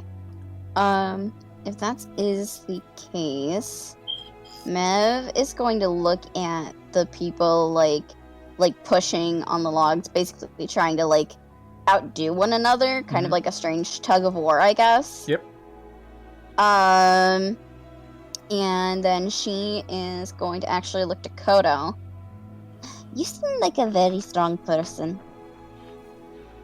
Kodo almost winces and steps back for a second when you imply that he joins. I do not know if I would be welcome joining in. No, Maybe- come on. You can play with me. And Mev like grabs his hand, starts pulling him along. He makes sure to keep his robe and his hood, firmly on, darting around, making sure nobody's looking at him. Fine. Mev is going to go over, and does it look like someone's like running it in charge? Yeah, there is. It appears to be one of the leather armored individuals. Looks to be in about his early 50s. Mev will go ahead and wave to them. Pardon me, excuse me. Yes. I would like to play. Oh, you wish to take on the dragon's tail? Is that what this is? Yeah, it is. I want to play, and my friend is going to join me. Oh, so you're facing off against each other, eh? I don't know why I clicked that. Sorry. Don't know why I clicked it. Blind them. About to pop off. Right, well, it's 1 copper per person. I only have a gold piece. Do you take that? Remember I did say that you can convert your initial gold down to its lower amounts? Just Yes. Okay. Then I'll go Because- ahead and take a copper, and then I'll just convert that in like a calculator. Yeah, because I saw when I looked on the character sheets, how they're like, wait, they all have 10 gold. That's no one's gonna really be able to pay in gold at this early stage. So Yeah. that's why I said, it's like, hey guys, you can convert. Okay. I've just Alright. left mine at the gold because I do not know the conversion rates, 10 and I will silver never is learn. okay. I'm just gonna put a calculator in. So I'll do that now. I think it kind of makes sense with my background that I've only got gold pieces. Yeah. You're a bit of an exception to that. Yeah. Hold on, I just realised. I need to figure out some stuff. Okay. So, while you guys doing the converting, so you both pay the 1 copper. Mm-hmm. At this point, you can actually see at either end of where like the planks sort of like end with like little stoppers to prevent the log from actually going over, is 2 moats filled with water on either side. okay, so like we push each other into the water, right? Yeah, you do see that there's a smaller one that you can only assume is for kids, and they don't have the moat of water for them. Okay. So you sort of like take position near one of them and says, all right, you got 1 minute to push the log to the other side while your opponent tries to do the same. Ready? Okay. Axel And nervously nods. go! Alright, so I need the 2 of you to make strength checks. All right. Whatever I'm doing it clumsily. Okay. Oh. Oh, you just fucking shove it. So if it's to be pushed by the middle, you need to win 3 times, but a natural 20 counts as 2 wins. So you just sort of like push, and then it like gives a bit, and then it's just like the log pushes towards you, and it's almost like it's not stopping. You sort of like dig your feet into the ground as you get pushed back to like near to the ballast. You like sort of like look behind you, and you can see there's only like maybe 2 feet from the moat. Oof. So Okay. go So ahead. do it again. Yep, another one. Yep. If Maui wins this one, you go in. Ah, fuck. 13. Ah. 19. You sort of like you sort of like are able to get your grip, and you sort of like look over the log, and you can just see Koto. It's sort of like has just had like his forearm like pressing against it. And you just watch as during that time he just like moved and just like shoulder barges it. You sort of like go flying backwards, and then Oh, okay.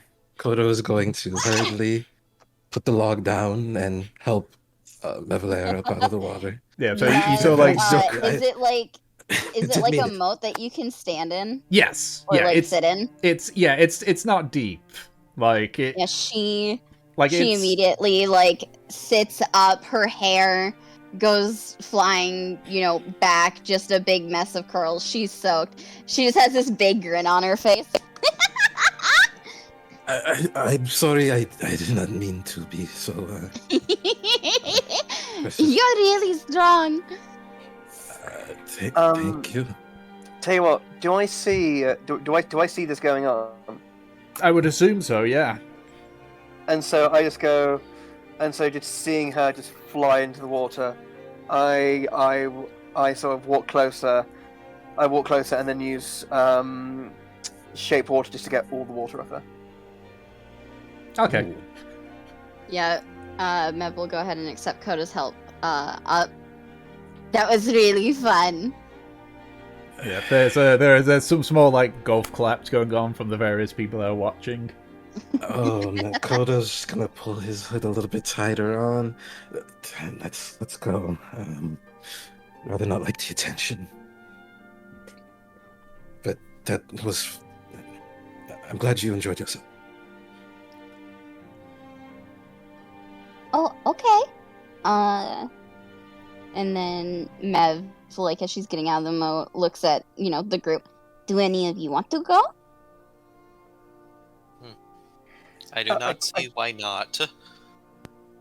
Tell you what, I'd like to. Take Can't a say I'm the shot at it. strongest. Can't say I'm the strongest here, but I'll have a go. Okay.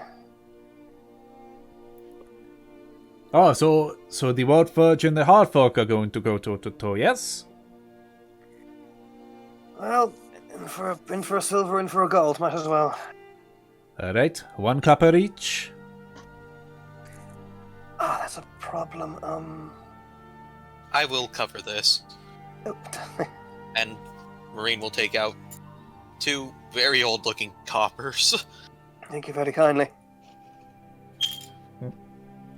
So like pockets it in his pouch. Alright. Get ready.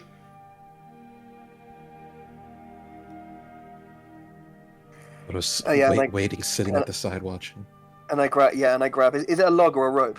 It's a log. You're pushing the log itself. Oh, okay. I sort of get ready behind the log. Okay. Alright. So 3, 2, 1, go! 2 of you make strength checks. That's unfortunate. Oh! In memory of the fact that we did this with the arm wrestling contest, Bible music. Yeah. It's So initially, there's a lot of sliding as your feet try to find purchase on the ground, but eventually, Marine, you sort of feel your feet slip slightly as you're pushed back a bit while pushing on the log. So, go again and do another strength check. okay. 7. Eventually, Marine, your feet find purchase, and you're able to get a good grip on things and start pushing it back.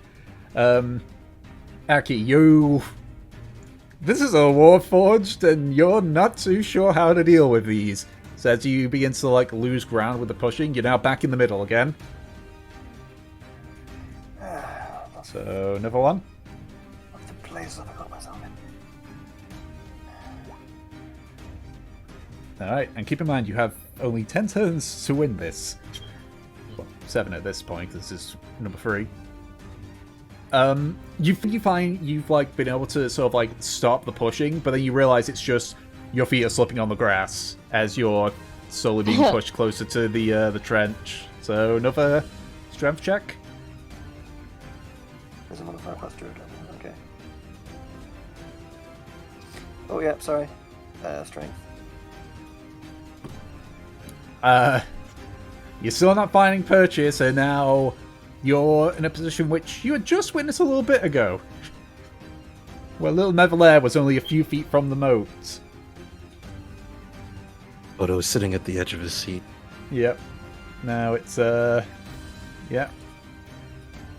Ooh, that's gonna be a tough one to beat. Come on. Oh my god. Yep. Somewhere a dwarf is looking proud. Yeah, you sort of... You're able to finally find purchase and are able to, like, shove it back. You haven't made a ton of progress, but you're pushing back a bit. Another roll. You got 5 more turns. Oh. Ooh. Oh my god. Oh. You start making use of the momentum you've got, only to, again, the damp field. You're slipping on the grass again. You're back to where you just were. No strength check. I don't think Trostner would be dead 10 years after the end of the campaign. I don't know. But maybe. Who knows? Depends on how fucked up his liver is. Yeah, he probably would get. Oh, yeah. Marine, as you try to sort of like readjust your grip, Aki uses the opportunity there to sort of like push forward, pushing you back a bit more. You guys might be going the full 10 rounds. Yep. All right. Odo begins to stand up. Another Just strength looking at check. Oh. After being able to adjust like your grip and everything, you push him back again, and he's right near the edge. Now, do I cheat and use Entangle? Kodo's gonna yell out, "Dig deep! Use your body weight!" Thank you! I don't think we That can might pair, have but lost. thank you! He has none. Yeah. Yep. Oh, is that guidance? Technically, you have guidance, yeah. That lasts an hour, What do I doesn't do with it? guidance again? Yeah, I think Less it's- than an hour. You can I roll think. a d4 to add on to your thing. Yep. And it's just one go, isn't it? yeah. Yep. Let me just Okay, let's go. check guidance. Strength. No, I've lost. No, guidance is up to a minute, so it won't. Yeah, it's gone. Oh, Yeah. okay. Okay. Would have been. So at this point, Aki, you're just there, just like hoping you hold out until the time limit. But as you're like just thinking this, and as Koto yells, you sort of like look over. And Marine, as you see this, you sort of like give it one final push, and you go tumbling into the moat. Oh my. You did super awesome. Indeed. Thank you. That was quite close. Yeah, Marine will Nice and- signal try. a and handout to help yeah. him up. I accept it. Yeah, Kodo's clapping for both of you. Yeah, there's a lot of people like clapping and cheering on that one in comparison. Thank you. One second. One second. And he kind of does that. It looks that sort of, like that sort of thing when someone is like opening up their ears and like holding the nose and squeezing basically. Yeah. But instead of that, all the water just flies off him. Yep. Well, I don't know what else I expected, but You both have a surprising amount of impressionable will. That was impressive. thank you. I'm not sure what it compares to yours, but thank you very much. Mm. I Was did built myself to proud. endure these things. I wasn't. Let's be fair. Yet you were evenly matched. Mev will look to Havelock. So, do you want to play? Did you see any games that you like? Tom, what other games were there?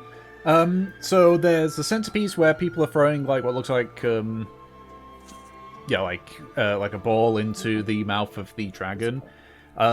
There's what looks like archery a little bit further away, and as I said, there's the 3 horizontal logs of various sizes with the 2 individuals just sort of like standing there. You can see now like the odd person appears to be like partaking in it, where they're just sort of like lifting it onto these pedestals, but they're the only other ones that you see outside of this one. You want to go shoot something? Mev? I can try to shoot something. Yeah. I'm gonna take her and go to the archery zone. Yeah, arms locked. What about everyone else? I think I'll join. Are there any food stands? There's food around, but not necessarily like food stands.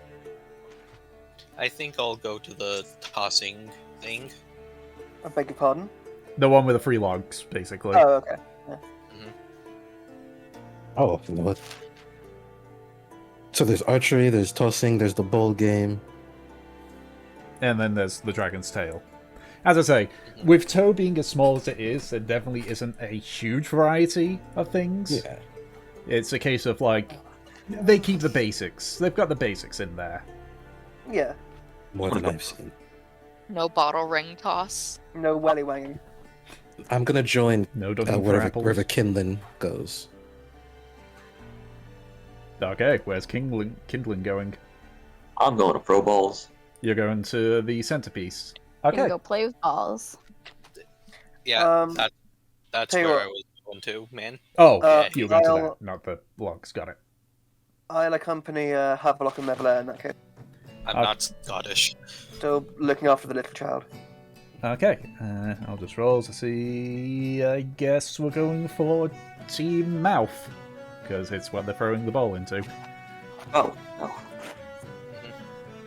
All Yeah, right. how do you like that? Now you gotta talk more. Yeah. Alright, so. The three of you arrive at the centerpiece itself. As I mentioned, it's an 8-foot tall wooden structure, shaped to be... You actually notice that it's not, like, of a full structure of the dragon. It's only got the head, neck, and part of the chest, which has a gap below it. The rest of it is just on a wooden panel that's being, supported by, like, rocks at the back. A wooden pole is hanging from the lower jaw, which is attached to, and below that pole sits a dwarf. Looks to be in about the equivalent of his 30s. Short-cut black beard and shoulder-length black hair. As he's just sort of, like, taking a drink from his water skin.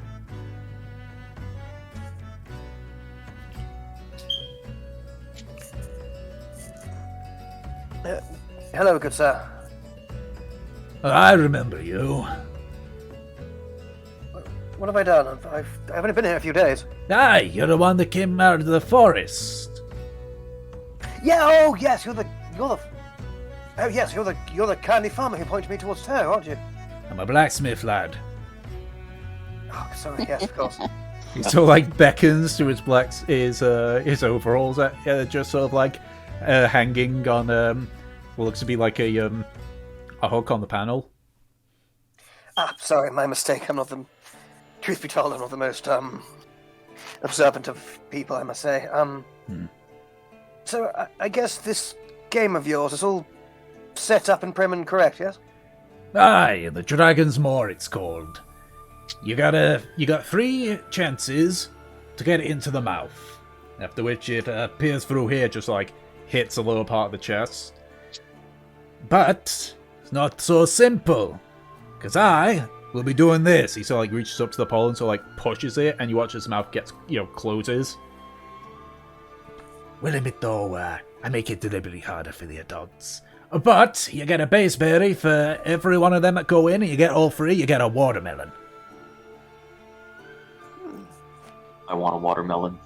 Well, you better be good at aiming, lad. I mean, I can have a go. I can. I'll have watermelon tea. I'll have a go. How much Yeah. to play? 5 copper.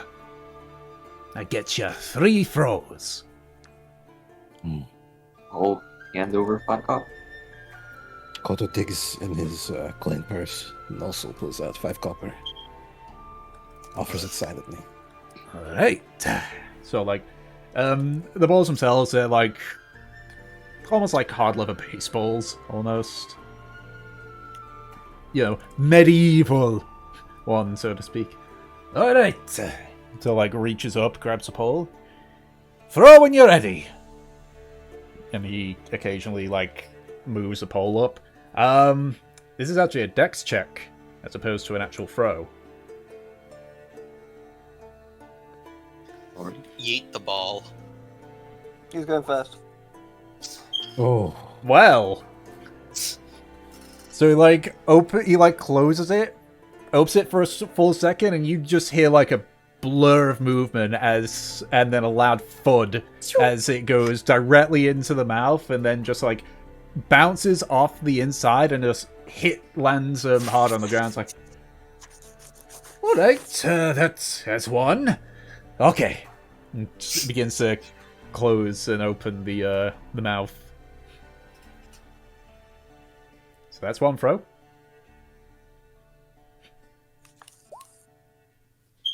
You saw throw it, it nearly gets in, but the mouth closes on it, and it just bounces off. Bad luck. Well, one more throw. Alright. A watermelon. This one you just completely miss. It just bounced off the panel, and it sort of lands. Well, here you go. Just reaches into a bucket that's to the side and throws you I'm probably pronouncing it wrong, but it's literally called a baseberry. Oh no! Wait, did I spell it wrong? I might have spelled it wrong because I might have fact-checked. Yes, a naseberry. An aceberry. Yes. Okay. N-A-S-E berry. that was an impressive first throw. Keep Not Indeed, gonna that lie, was. I wasn't expecting it. Anyway, you're a big guy. You wanted to try? Which big guy? There's a few here. The one that paid the copper. I will, yes, I will. He nervously walks up. I will attempt.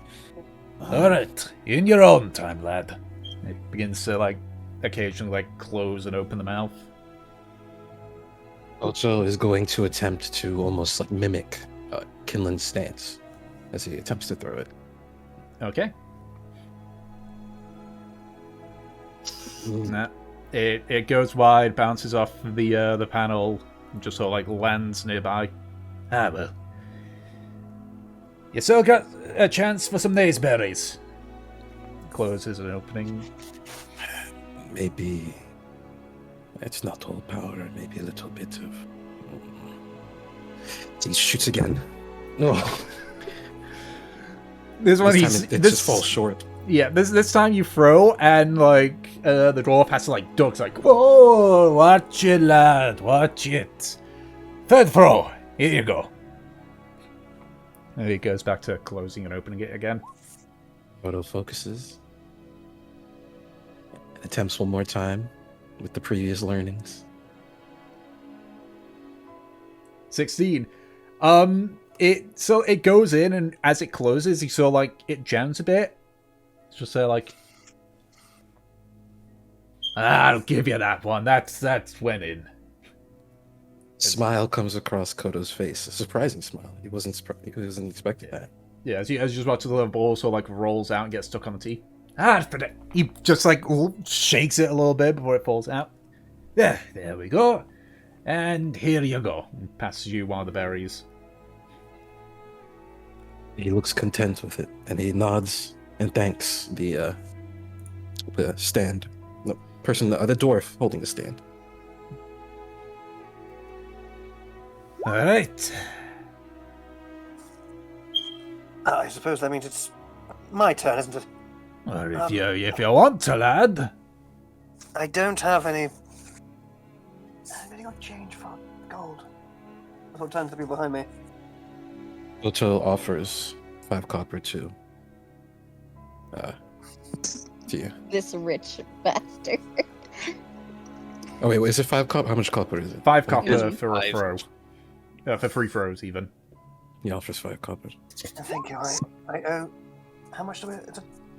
Okay. I owe 5 to him. 5 to. Okay. Thank you. Thank you so much. And I will go. There you go. I trust that's enough. Is it? Aye.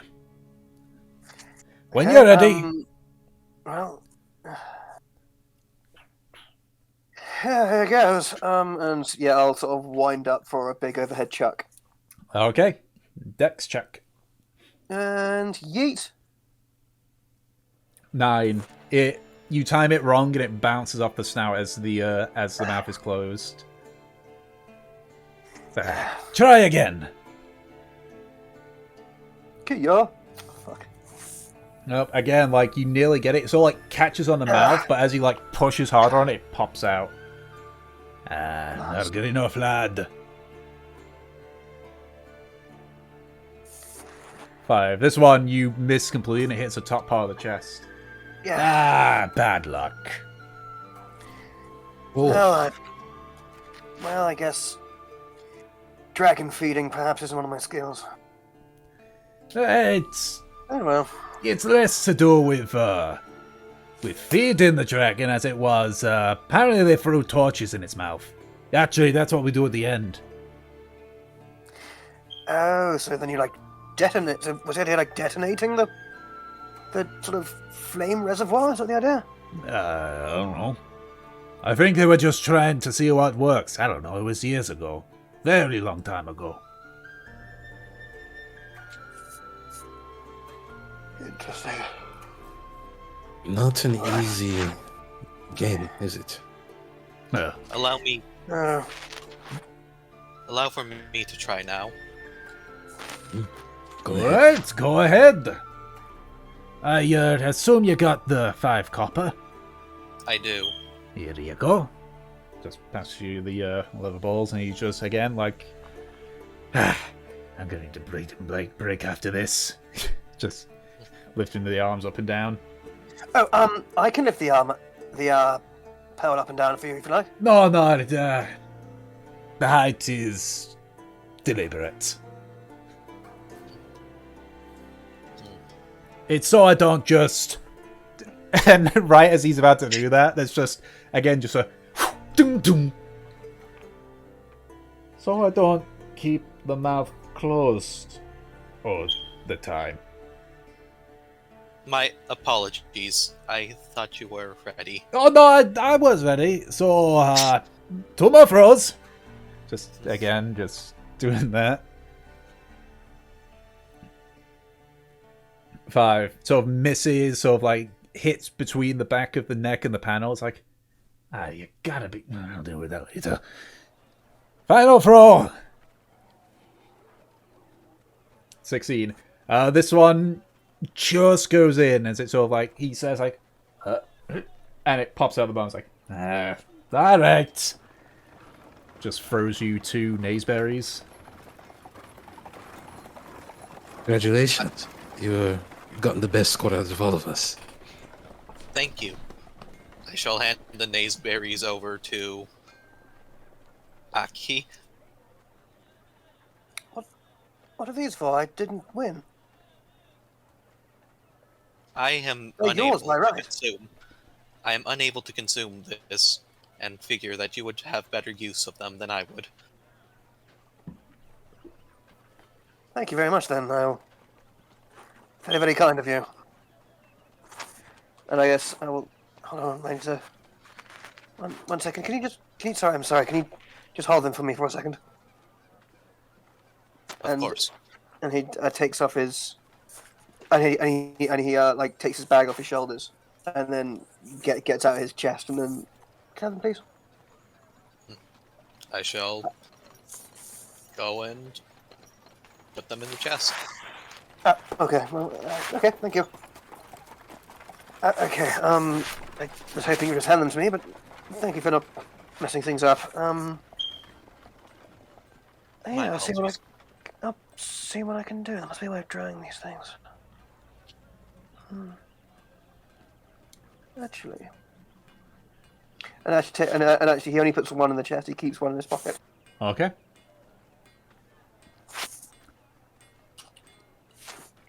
So, something else that you guys are going to do, we'll move over to Team Shooty Shoot. Though, Yay, Team Shooty. Memories. Actually, what we'll do, just because we're about halfway through the session, is we'll take a quick 10-minute break, because I did say that I'm adding breaks into, the sessions. Alright, that's great because I have to pee. So I'm gonna go do that. Look, we'll see what happens. I think he was worried he was gonna like break Mevalair. He's still very upset. She thought it was fun. She got her ass handed to her. I just love the fact that it's just like giant bull man versus literal child. Fight. So is everyone back Outlook will then? be dad of the Yeah. year. He'll fucking slam into her. Oh god. That's 10 minutes. Yeah, it's 10 minutes. Is everyone here? Yep. Are you ready? Yep. Are you ready? Yeah. Okay. So, I've run into another player and they're a herbivore, thank god. Continuing on. As Team Shoot'em, I guess, arrives, Shooty shoot. you can see that it is an archery range. The only real wooden structures are what's holding up the what Havelock and Mevalair recognize now as what looks to be an old ship sail. In front of these, there's 4 targets of various ranges, with the last one having been attached to a rope and being held by one of the armored guards. Okay. Is there anything on the ship sail? It's pocket marked with holes, but no, it's just Okay. it's just a regular ship sail. Okay, which one do you want to do? You know what? I'll let you pick this time. Wait, what do you mean this time? I always pick. No, that's not true. I picked something last time. Really, what did you pick? I picked exactly what I knew you would prefer. Mevalair, like, just kind of stares for a second. You know that meme where it's the thinking meme and the math signs? Oh right, the calculating one. Yeah, the calculating meme. Now Yeah. come on, Mev. Time to go. Let's go do our thing. Okay, then I am going to do that one. And she's going to point to the one with the rope. All right. So as you sort of do that, the person that's in charge, it's another one of the ones with the leather armor and cloth sleeve. Female, looks to be about in her 30s, hair sort of like tied back in a ponytail and such. Like, no, what you do is you get 3 shots and you need to hit, at least 3 of them. You get a reward if you hit more than 1. Oh, okay, I see. How much is it? It is 1 silver, and that gets you 3 shots. In case you break the arrows, you see. Okay. And she will go ahead and give her a silver. Yeah. So she hands you a short bow with 3 arrows, and as she sort of hands it to you, she sort of like indicates to the 4 targets. So if you hit the closest one, then you get to keep the arrow with a little Zamian emblem on it. Yeah, sort of. He sort of like pulls out a small ribbon. We tie this onto it, and it's yours to keep. You're an adult, yes? Yes, I am. Okay, good. We normally we get rid of the arrowhead if a kid gets it. Is all. The middle one gets you a toy bow. The string isn't actually a bowstring. Are you gonna? The far one gets you a medallion with a nice little dragon head engraving in the middle. And the one with the rope there that my friend is holding up, you get a small figure of Isaleaf. But you need to hit it before it stops swinging. Okay, I will do that. Okay, so just let me know if you're going to hit the swinging one, and I'll have my friend let go of it. Okay. Alright, then I'm going to go ahead and take aim for the second one first. Okay, so this is it's basically doing an attack roll. Are you proficient in short bows? I am proficient in short bows. Okay, So go. which doesn't matter because -2. I still have a -2. So it's a straight roll at that point, isn't it? Yes, it is. Okay. I just went ahead and put it on my weapons, and I'll throw it away after. Okay. All right. Go. That's a miss. No. So you sort of fire and it just embeds All itself right. into the gun. Oh, bad luck. Did you say that there were 4? Yes, there's 4. Okay, then I'll go ahead and go for the third one. Okay, so the third one, that's not on the rope. Gotcha. 17. Just you fire and it embeds itself on the stand. Ooh, That it's on. It's okay. like, oh, close, but just a little bit off. Okay. I will do the swinging one now. You'll do.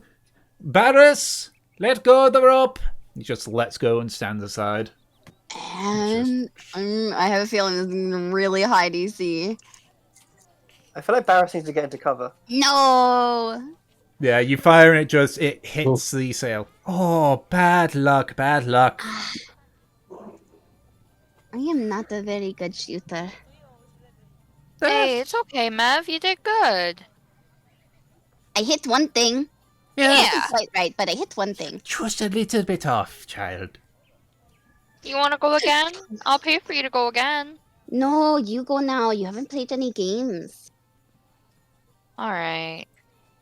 I will hand over 98 silver so she could take another turn after me. Or, fuck, 2. I was typing 98 at the same time. I was going to say, it's just like, you are really committed to this, aren't you? Yeah. Okay. All right. If that's the case, he, Barris, at this point, so like grabbed the thing and is holding up again. Okay. Which one do you want to go for, sir? I'll try for the swinging one first. Barris! He just lets it go and it starts swinging. Just. Poor Barris. Gonna add a short bow onto here real quick and drop that off when I'm done. Yeah, sure.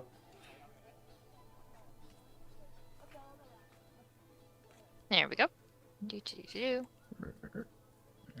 That's a miss.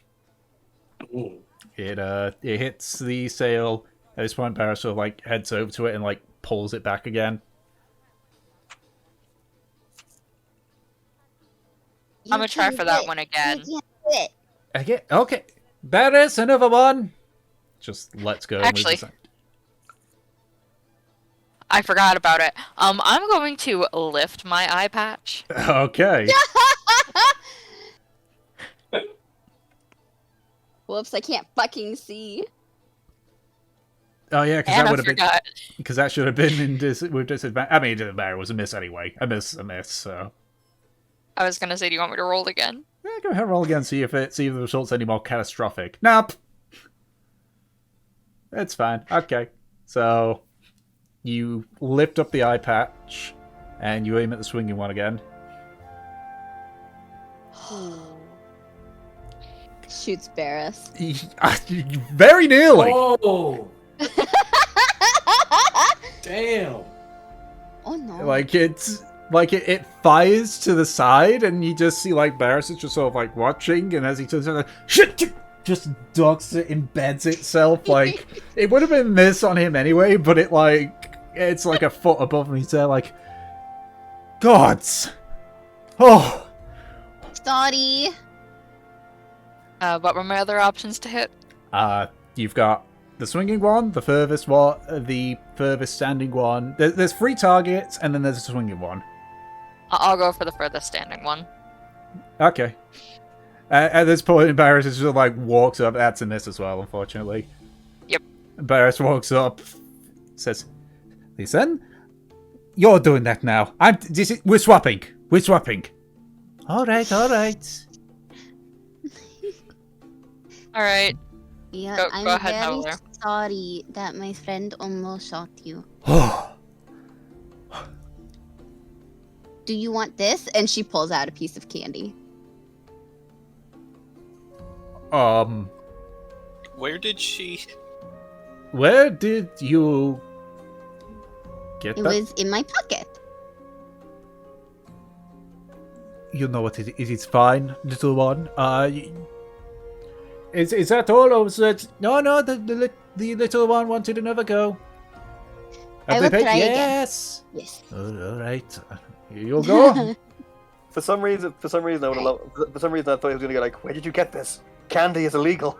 We have a strict alright. policy against sweet things in this town. Okay. Okay. I will do the closest one first then, Okay. since we've established that I'm pretty piss poor at this. All right. That's still a miss. Okay, second. Nope. This is spectacularly bad. Setting the tone, I see. Final Let's shot. just try the first one again. Oh, 19. Yes. Well done, little one. Well done. Let me go get the arrow for you. So, like, climbs over and just quickly, like, pulls it out. Sees, like, reaches into a pouch and begins to, like, tie, like, a ribbon around it. And he's Did just you like, see that? I finally did it. Very good, very good. Right? yeah. There you go. Your reward. Thank you. That is very nice of you. Thank you very much. We will stop shooting at you now. But please do. I deal with that enough, as is. She will go ahead and politely give the bow back and take her arrow. Mm-hmm. And she'll look to Havelock. I think we should meet up with the others. I think there was one more thing that I saw, but it was just some people standing there. Alright, let's go then. Okay. Alright, we're gonna go find the group.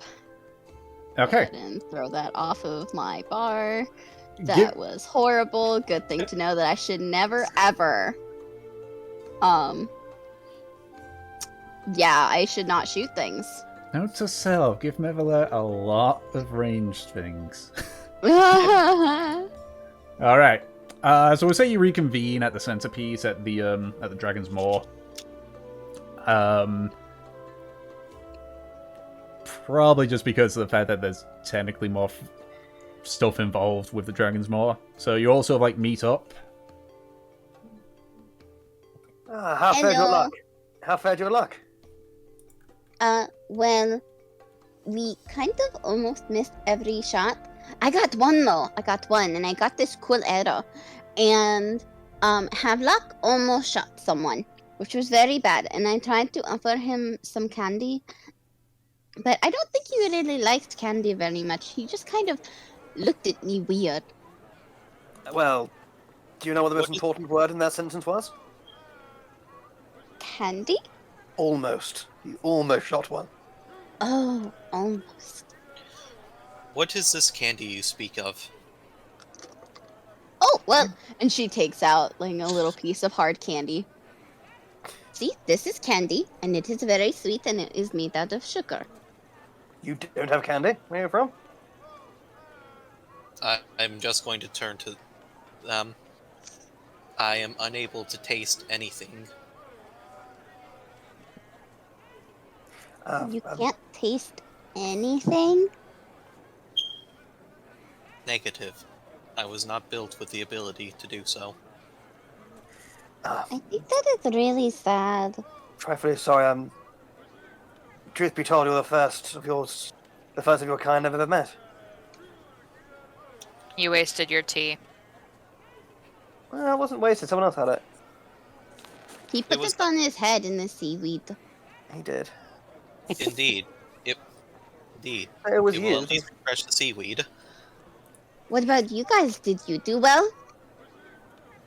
We did about the same as you. Well, some did. I got 2 berries. I got one. I got none. We aren't very good at this, are we? Well, Well, with these sort of carnivals, you're not supposed to be good. If everyone won everything, these people would make no money. Right.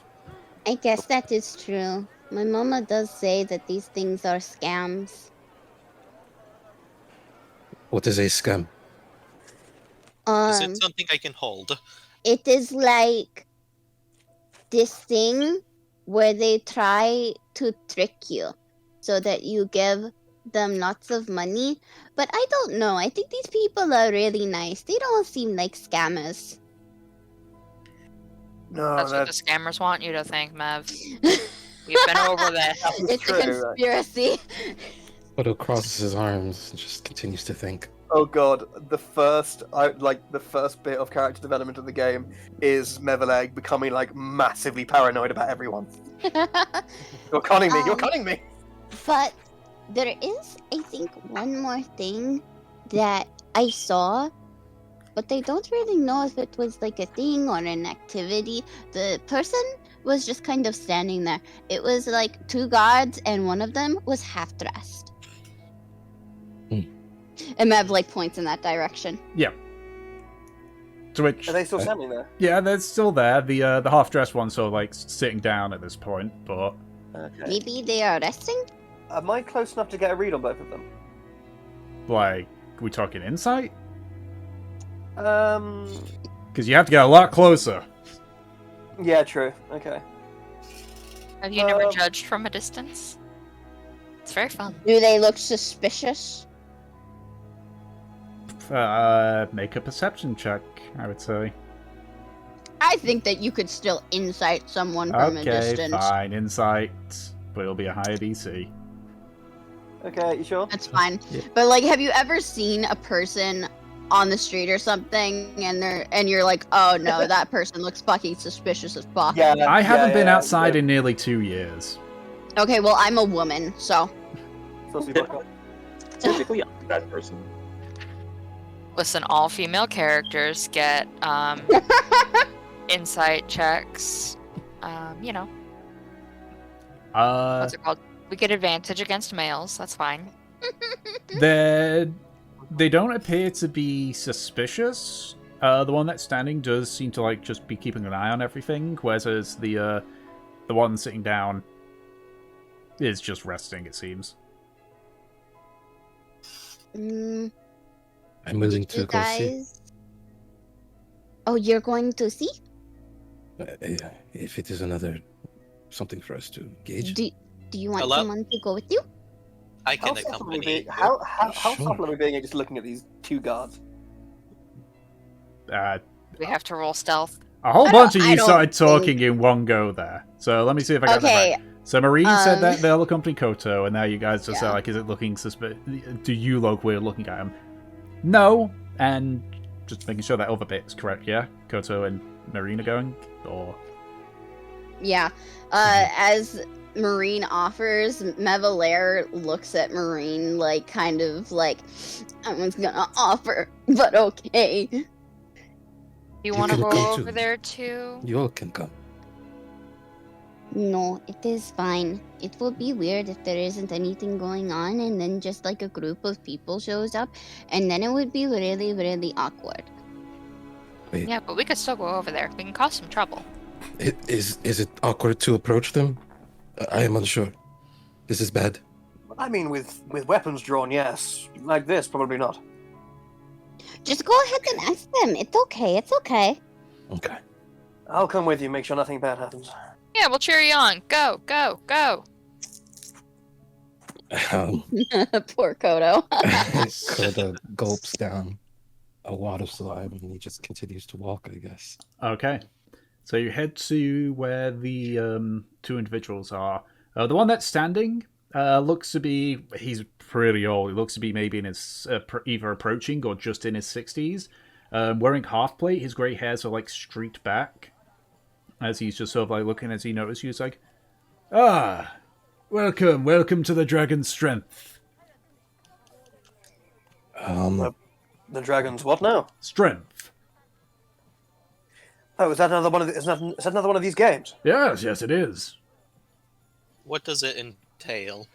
Well, you see these 3 logs here. You see that there's 3 logs. They're all about 1.5 feet wide, but they're like of various heights. Eyeballing it, 1 foot, 2 foot, and 3 feet respectively. Well, you have 2 chances to lift them onto the pedestal against the garrison's strongest soldier. If you beat the soldier, or you draw with all 3 of them up, then you get a 20 gold reward, and, if you're interested, an opportunity to trade in a weapon if you're ever in the capital, from the garrison. The Grand Garrison, I should say. Odo It's turns army around. recruitment. Oh, Is that 20 too. gold a lot? Very. Oh, In well, this part of the world, like you would expect you to make 2-3 golden a year. I will have to thank my family for the money they supported me with. Kodo is going to wave over Havelock and everyone else that had been waiting. Yeah. Go ahead and skip along. What is it? What is it? What is it? A challenge. These logs are Much made out of more- candy. Yeah, this challenge is much more impressive than the others. Are you going to do it?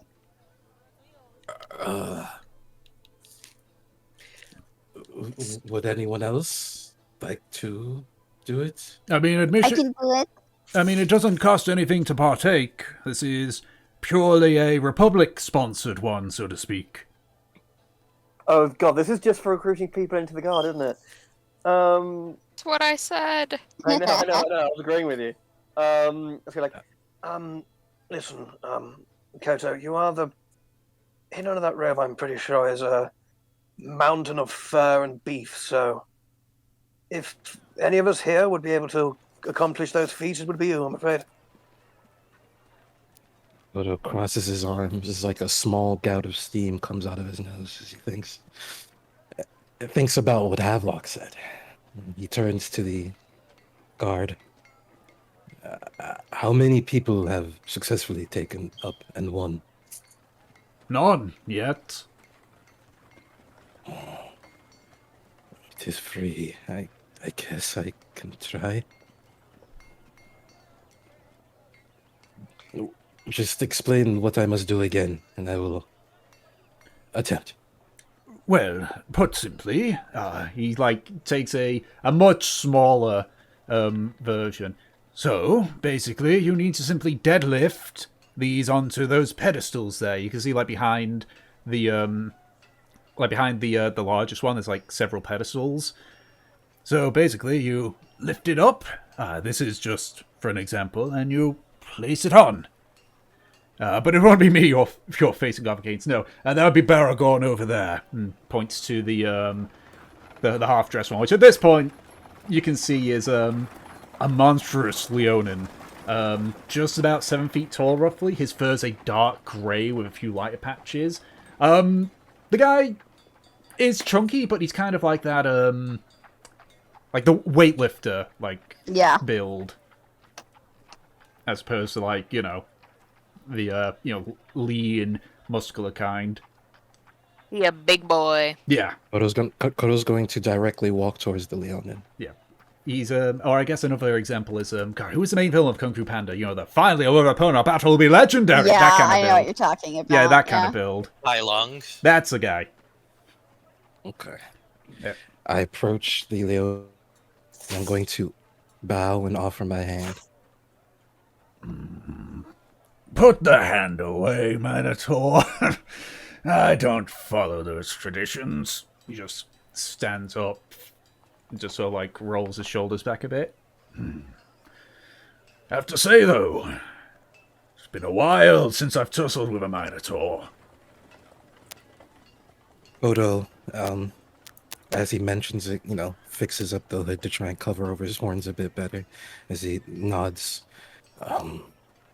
it would be an honor for the challenge. I haven't really met a Leonin. Well, we normally stick to our own tribes, but Well, Kodo simply nods and he walks over to his place. All right. So, you want to go first, or should I? I would like to go second, if that is all right. All right then. Goes up to the first one, the one that's only like 1/4 by 1.5. It's like, all right, 1. Lifts it up. It's like, ooh, pull the muscle. That's fine. Place it down. There we go. 1. He only just met the DC. And it's not a high DC. Kodo's watching. He- He's just watching. He then lifts it back up again and places it down. How about it then? So it's a Koto strength is- check. So, you know. Okay. To make sure not to, I guess, rip the shawl, he's going to kind of pull the shawl over. It's tied at his waist, so it kind of falls like almost like a skirt at this point. Mhm. And you notice everyone, his entire body has been bandaged from the torso down to his wrists as he prepares to deadlift this piece of wood. Yeah. So, strength check. He's going to first try and imitate the form that the Leonin took. Oh my gosh. Yeah. Ye- You like brace yourself, considering the fact that the Leonin had apparently like pulled a muscle there. It's just like, huh, this, like, from what you can tell, it's maybe about 250 pounds, which is well within your limits. And you just kind of like, and just place it down. It's like you just kind of look at the Leonin. I pulled a muscle. That's all. You lift it and place it down again. Right. Moving up then. So he gets to the next one. This one, 2 by 1.5 feet. There we go. That's the numbers I was looking for.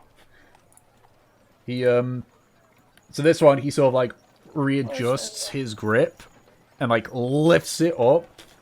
He sort of like staggers a smidge before placing it onto the pedestal.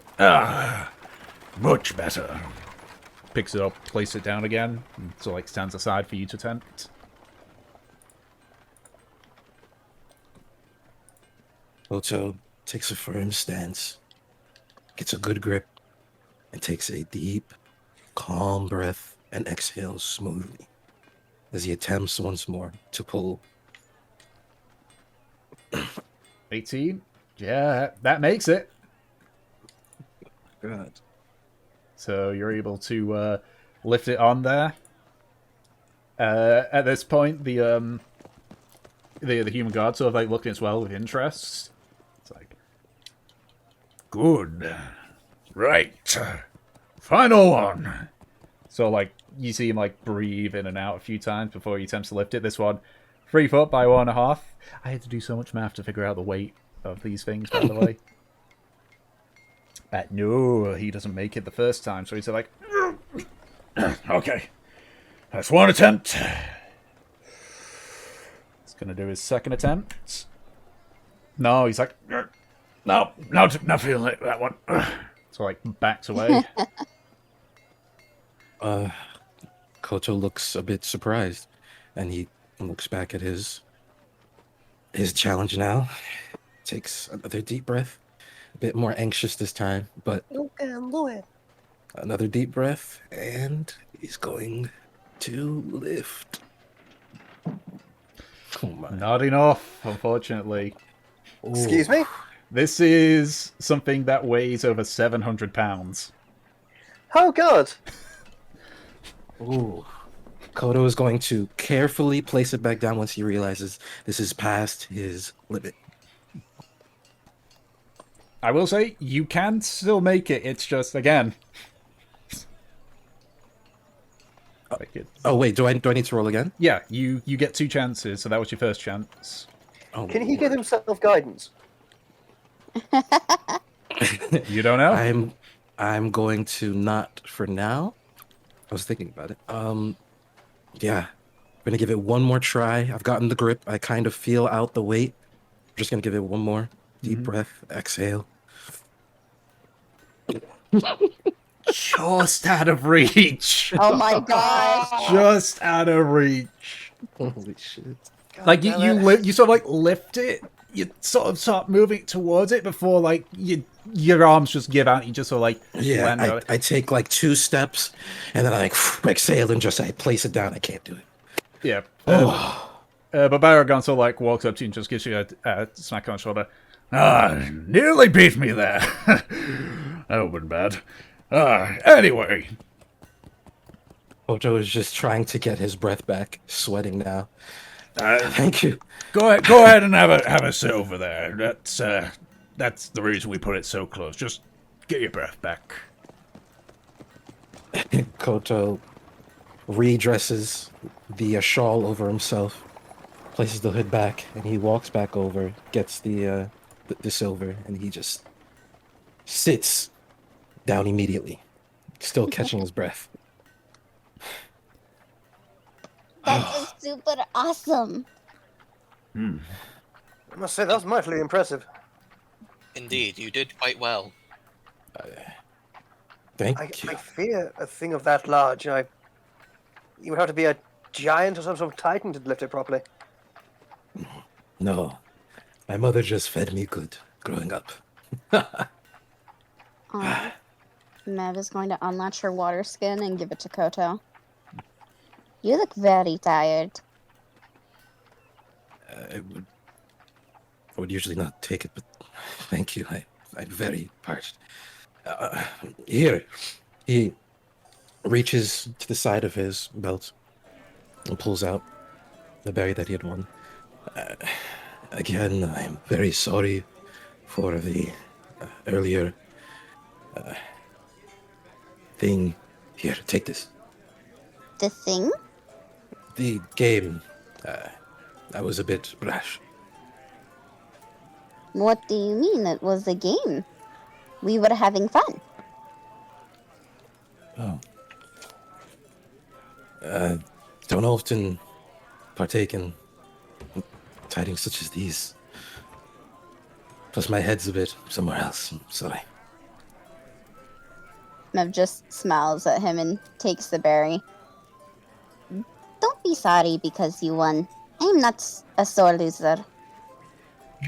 Right, I should not have taken you for one. This is my bad. I would take that a note. Yeah, she'll go ahead and just, sit by him. Can she eat this? Yeah. She's gonna pop it in her mouth. So it tastes rather akin to like a pear.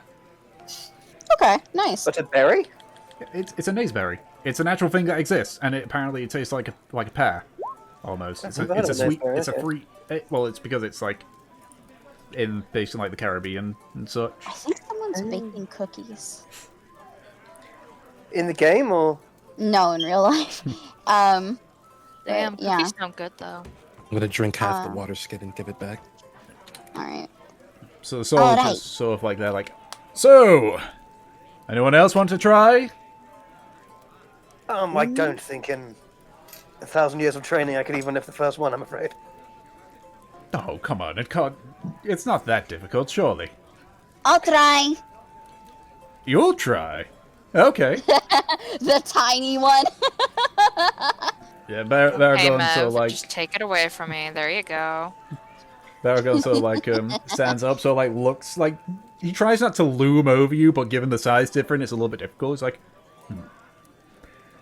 careful with the large one, small one. We don't want you to lose your balance. Mev looks like she's going to say something and then realizes that she's clumsy as fuck. Don't worry, I am stronger than I look. I'm sure. I don't know if I'll be able to pick it up, but... All right. Do you want me to go for a small one or you? I'll do it. So like stands aside and lets you lift up the first one. Alright. I hope that this isn't stupid. Yes, okay. Oh, 19. Yep. You fairly easily lift it up and place it on. Your turn. All right. Let's get do it as well. God, he rolled well, but yeah, he made it. You see him sort of like wince as the shoulder, which he pulled the muscle on, so like twitches involuntarily, but he puts it on it. There we go. Okay. Why is that one getting it all the time? Mev like rubs her hands together, like places her feet. Like she knows what she's doing at the very least. Mm-hmm. Second one. 14. That's a fail. Oh. Okay. She like goes to adjust herself because she gets 2 tries, right? Yes. Okay. 2 tries to lift all 3. Ah, fuck. No. Oh. This No. time it like lifts up and it sort of like slips through your hands. Just like the crash of it. Yeah, it's just like you do see like Paragon does sort of like reach forward to try and knock out of the way, but it lands before hitting your feet. Yeah. All right, a good attempt, little one. Now let's see. He's gonna do it. Oh no, he failed on the first roll. Second one. Okay, second one he gets it. Like for him, he sort of like lifts it again. So like fails, like readjusts his grip, and it just lifts it in place. So, well, good attempt either way. You are very, very strong too. I spent a lot of time exercising. She nods. Can I ask you something though? Yes. Can I pet your fur? Make a persuasion check.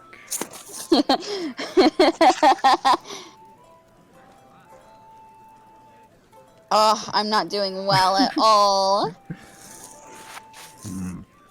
Maybe when I'm not on duty.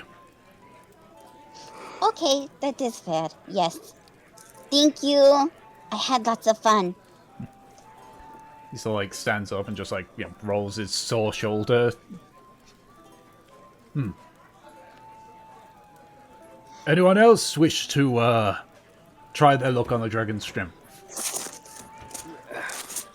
Me. Go, have luck. All right then. Alright. Good luck, my friend. Thanks, I'll need it. Mate, it's not the winning half the time, it's the taking part. So, you first. You can go ahead. Alright, here we go. This poor guy needs some healing though. His poor shoulder. Okay, he manages that perfectly fine this time, just run. Takes it down. Go ahead. Alright. 3 strengths. Yep. Right to, yep. This, you are able to lift it up and just place it on there. Good. Very good. Oh. Well, you already did the first. Well, that 22 was for your first one. It's you take it in whoops. turns to lift them up. So then, Baragon's going to go for the second one. Yeah, man, he keeps rolling 15 on the second one. He's able to lift it up and place it on, before placing it down and standing aside for you. No, that's a fail. You're not able to get a good enough grip on it. Kodo like yells from behind you. Widen your stance a little bit. Thanks. Gonna shuffle a bit, widen my stance Does for the that next count as one. guidance? No, I think he actually has to cast that. Yeah, guidance he has to cast. I need to be. It's melee too. Or I need to Has touch. to be within touch range. Oh, okay. I don't think he'd run up and like slap Havelock on the back. Alright, so going for the third one now? For your second attempt, you mean, yeah. Yeah. 14. Not enough, unfortunately. You sort of like lift and your legs start shaking. And at that point, Baragon's like, no, stop. You're going to hurt yourself otherwise. Just like grabs it and places it down. I tried anyways. That was a Warforged? very, very good attempt. It was. You and your friend are mighty hardy. I'm surprised. A hardy? Built well. Well, of course we are. Exercise is very important. At this point, Baragon's sort of like looking around and he sort of like stops and points towards kindling. You! The tabaxi! Cat on cat violence. Yes, what do you want? You want to try this? I am not a competitor in anything. I would prefer not to. Come on, Suit it would be yourself. so much fun. Trust me, this is for the best. They don't want to show off. Yeah, Mevler's face like scrunches up into a pout. Either way, have a look, and Mev there. Impressive shows of strength. Thank you very much. Makes me confident that we are in good hands. Yeah, it does for me too. So no one else is going to try to lift it? No, And she eyes the noble boy and the Warforged. No, it's not. Brute strength is not one of my skills, I'm afraid. Marine will shrug. I suppose I shall try. A One more time. Some people would say it's cheating with a Warforged being there, Watermill, but what the heck, I'll take the challenge. I am built for endurance, not fully for lifting. So it may be equal. Then it is an even contest. So, do you want to lift first, or should I? I shall go first. Have at it, Warforged. 8. You just make the DC. Oh, You sort of like struggle to sort of like find a good grip before eventually it's like you're able to sort of like lift it up and place it on. Before like you let it, you pick it up again and put it off the pedestal. Right. He's gonna do that. God, he keeps rolling low on the first one. He makes a DC, but he keeps rolling low. He's like, there we go, and there. And then places it back down. Right. Round 2. Indeed. 10. That's a fail. Make your second attempt. 40. Not good enough, unfortunately. oh, close. You It's sort of like wasted all my rolls. you sort of like try to like almost like bear hug it, but like you're not able to get a grip and it just slips out on both occasions. Like, right, okay. This is much different than a mast. Wow, he actually failed on both of them as well. It's like, okay, I think my shoulder just went out.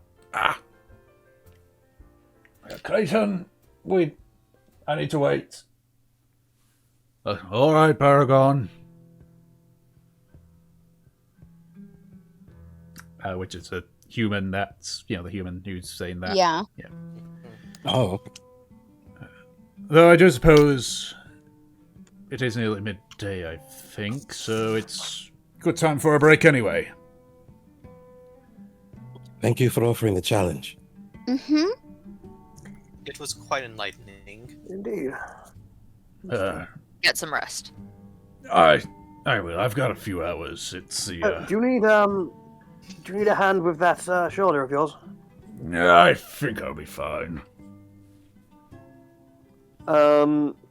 Just to be nice, I'm going to use Healing Word on him.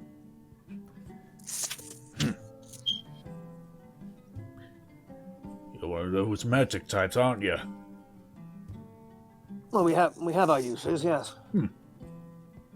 Feeling better? Quite, yeah. You're very welcome then. Great, don't forget what I said. I'll go get the cannon. So, like, heads off. A cannon. Cannon? Yes, there's an old cannon that one of the residents has. We roll it out as a sort of firing salute. It's to sort of, what's the word? It's to remember those that were lost in the Day of Sky. When will that be taking place? Probably a few minutes from now, since Baragorn's gone to get it. All right. Should we go find a good spot to watch it? The seating area would be your best bet. All right, come on. And Mev is gonna grab Havelock's hand, and I'm pretty sure that Koda's right by her, so she'll grab Koda's hand too. All right. So, you all... Almost drops the book I'm writing in. God damn. So you guys move. You guys head over to the seating area where there's a bunch of people that are either like sitting or standing. A little bit further ahead, this is facing away from like everything, so back in the direction of the town. You can see like a few people are sort of like pulling a rope that's attached to this cannon. Baragorn, you see at this point, like catches up, picks up one of the ropes, and also like helps hauling it, speeding up quite a bit. Medley and Handlock, you've both seen these when you first arrived at Sal's place. It's a old ship cannon with like several barnacles that are on it. It's all like is placed at a decent enough distance away, and it's just like pointed away from both the town and from the from where the festival is. As you see a few guards so like load in some powder for it as everyone stands back. It's a few seconds of silence before the one of the guards like ignites a small bit of of the slow like burning fuse and just place it on top. There's an almighty as the cannon fires. Woo! Otto covers his ears in surprise. Damn it, blast. That was very loud. Marine tilts his head at that. That was very, very loud. And there's a bit of a brief applause that happens afterwards. And then behind you here, anyone! So like as you turn around, you can see Clayton, the human guard that was over at the Dragon's Strength, is on the ground with an arrow sticking out of his back. What? Is there blood? There's blood. Okay. Koto's gonna run over to Clayton. He just kind of signals for everybody to kind of do something quickly. I don't know what's happening. Where did the arrow come from? Can I spot it? Make a investigation or perception. I'll let you choose on that one. Can I roll as well? Okay. Do we know which way he was coming from? Hazarding a guess, probably was facing the direction everyone else was facing when the cannon fired. Okay, 19. Okay. And also, while this is happening, you can see another one of the armored guards. This one an elf with messy brown hair. Is sort of like, as already sort of like started approaching and sort of like kneeling near him. He's like, Captain! So like shakes him a few times. Aki, with that perception check, you sort of like look at the direction he's fallen, and look back, and it's coming from the from where the archery range was. Everyone, the shot came from the archery range. Understood. Follow me, and I'll run over there. Yeah. I think, is Kodo going to stay here and like try to heal him? I just want to make a quick medicine check to Mhm. see if he's unconscious or still conscious. That's all I want to see. Okay, make a medicine check.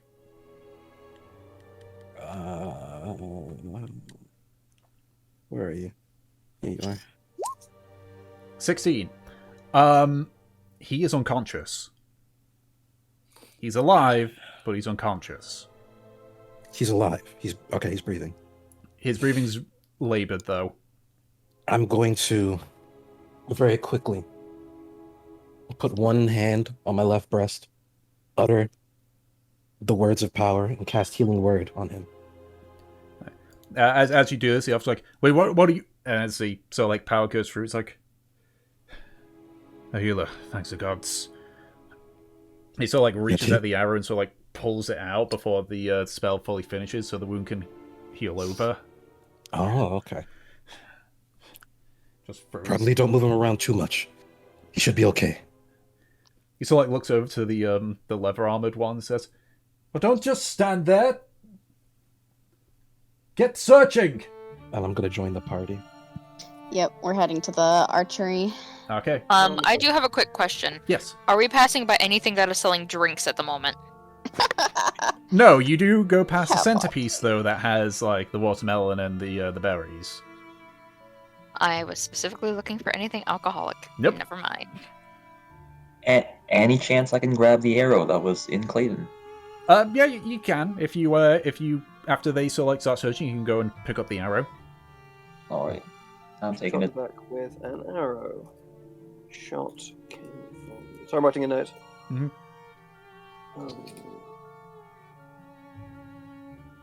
So has he been stabilized, and is he going to be okay, Clayton? He's Pretty been much. healed. He still Yeah. appears to be unconscious. Alright. But those of you that are heading towards the archery range, you head there. What are you doing? Who is there? Does it look I'm like here. someone? No, Perception I'm check. asking about who's around. Does it look Is like anyone anyone has, a bow and arrow? Is it? I'm guessing it's night by now, isn't it? No, it's mid. No. It's midday. It's midday. Is it? Okay. Yeah. Can we see anyone? Can we see anyone around? Make a Or perception are there check. any? Okay. Or are there any what? No, I was going to see if there's any tracks leading away from the archery range. Investigation check if you want to search for traps. Tracks. False. Tracks. I said. Tracks. Yeah, sorry. My brain went instantly to traps. Which isn't that a survival check? Tracking people, isn't that survival? But you need to find the tracks first. Yeah. Oh yeah, true. Okay, so perception then. Investigation. Investigation. You're looking in Sorry. detail. True. Okay. Yeah, I'll look for tracks then. 3, Okay. 2, 1. This is a multi-roll process. So, first things first. Neverland, perception check. You search around. The thing that you notice is that this archery range, while it's near to the jungle, it's still a decent distance away. We're talking maybe 200 feet. Mm-hmm. And as you look around, you look in the actual vegetation, see if there's anything there.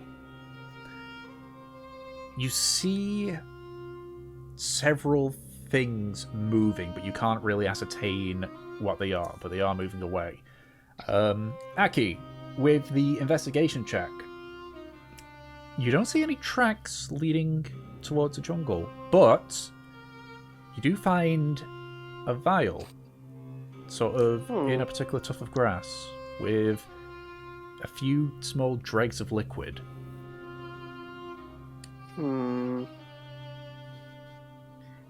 What's interesting? What's the bet? It's poison. As he's doing that, Mev is gonna point over to where she sees things shifting around. Over there.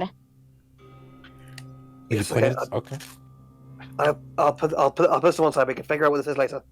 And I'll put the vial in my pocket. Yeah. I have to Mev- step away from keyboard for 1 second. My mother is calling. Okay. Yep.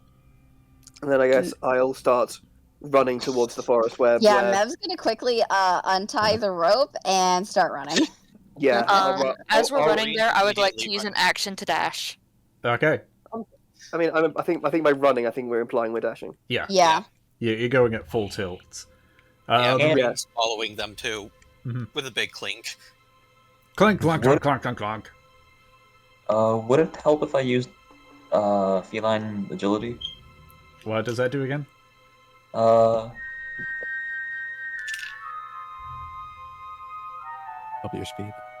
Would that like double it on top of the assumed death? Technically, yeah. I mean, you are a little bit further behind since the archery range and the sing area are complete opposite sides. Alright. So, but you roughly get to the entrance of the jungle roughly at the same time. Alright. So you make it to the edge of the jungle. You can't see the figures anymore, given that it was, it took you some time to get there. You can try another perception check if you'd like. I think, yeah, I'll try another perception check then. Mm-hmm. I'll try it. 3, 2, 1, click. And then... Hold on, where's my D4? And can Kocho make a survival check to see 18. the openings in the woods, to see where people could fit in through the woods and the foliage? So, like, you're looking specifically for, like... Openings, yeah, for, like, people. That people could fit into. Like within, If like, it's a hollow thick ones. things, or... Oh, right, like a pathway and such. Yeah, just pathways that people would take. Make a survival check. Okay. Oh. 21. There are a few animal trails there that you can see. With the But 18... no. Oh, sorry, go ahead. But no what? But no, like, obvious pathways. No, it appears to be that this is a pathway made by animals, as opposed to by people. Animals. Yeah. Kodo calls over. Aki, Yes, what is it? I'm looking around. I don't see any places where people could have fit in through, but there are many animal tracks. Not to speak down to you, but it's a jungle. I'm sure there's lots of animals in here. No, but weren't we looking for druids? Oh my. Okay. Do they lead? Okay. Do they lead anywhere? I'm gonna take another survival check, and on top of it, just try and discern if these are suspicious. Yep. Now that he's pointed out the animal tracks as well, can I do one? Yep, sure. And with that perception and such, you do see movement in the distance, but it's hard to ascertain what it is, because whatever was there has got a head start on you. Oh my. My D4's on helping. Oof. That was 11. 11. You do see some tracks, but you don't know which ones are to the figures that are over there. Then we just want to run towards the figures then? Just want to, wherever we can hear or see? I'm back. Welcome back.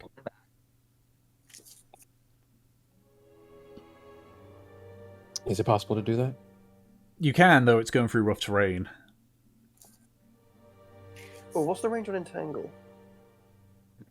Kodo's going to start sprinting, at least. Are they more than 90 feet away, would you say? They are far people? more than 90 feet, yeah. You only Okay. just glimpsed them. How many feet roughly? Hazard a guess, at this point, they're maybe about 250, nearly 300 feet away from you. They're, at this point, because they're further into the jungle, it's going to be a lot harder to spot them.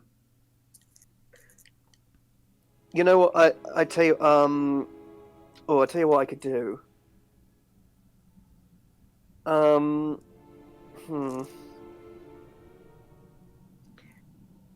Wild shaping help here.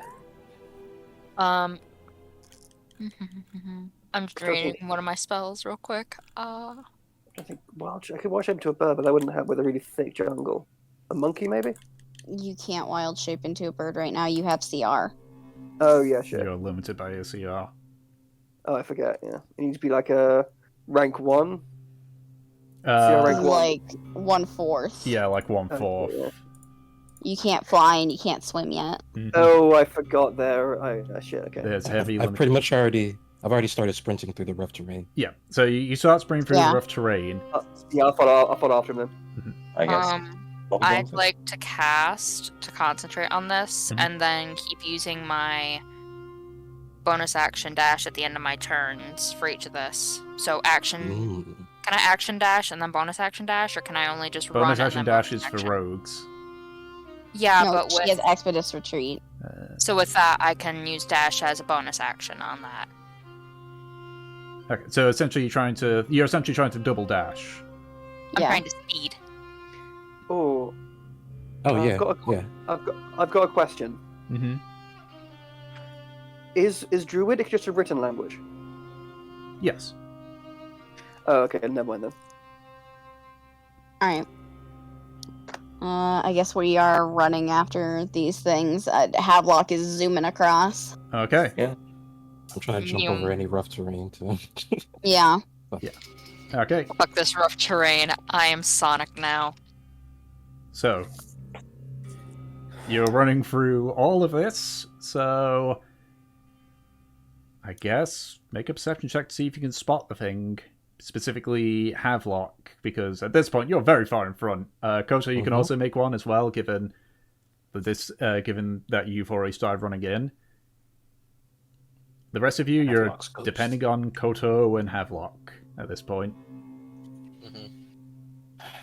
What do you see, Havelock? Oh.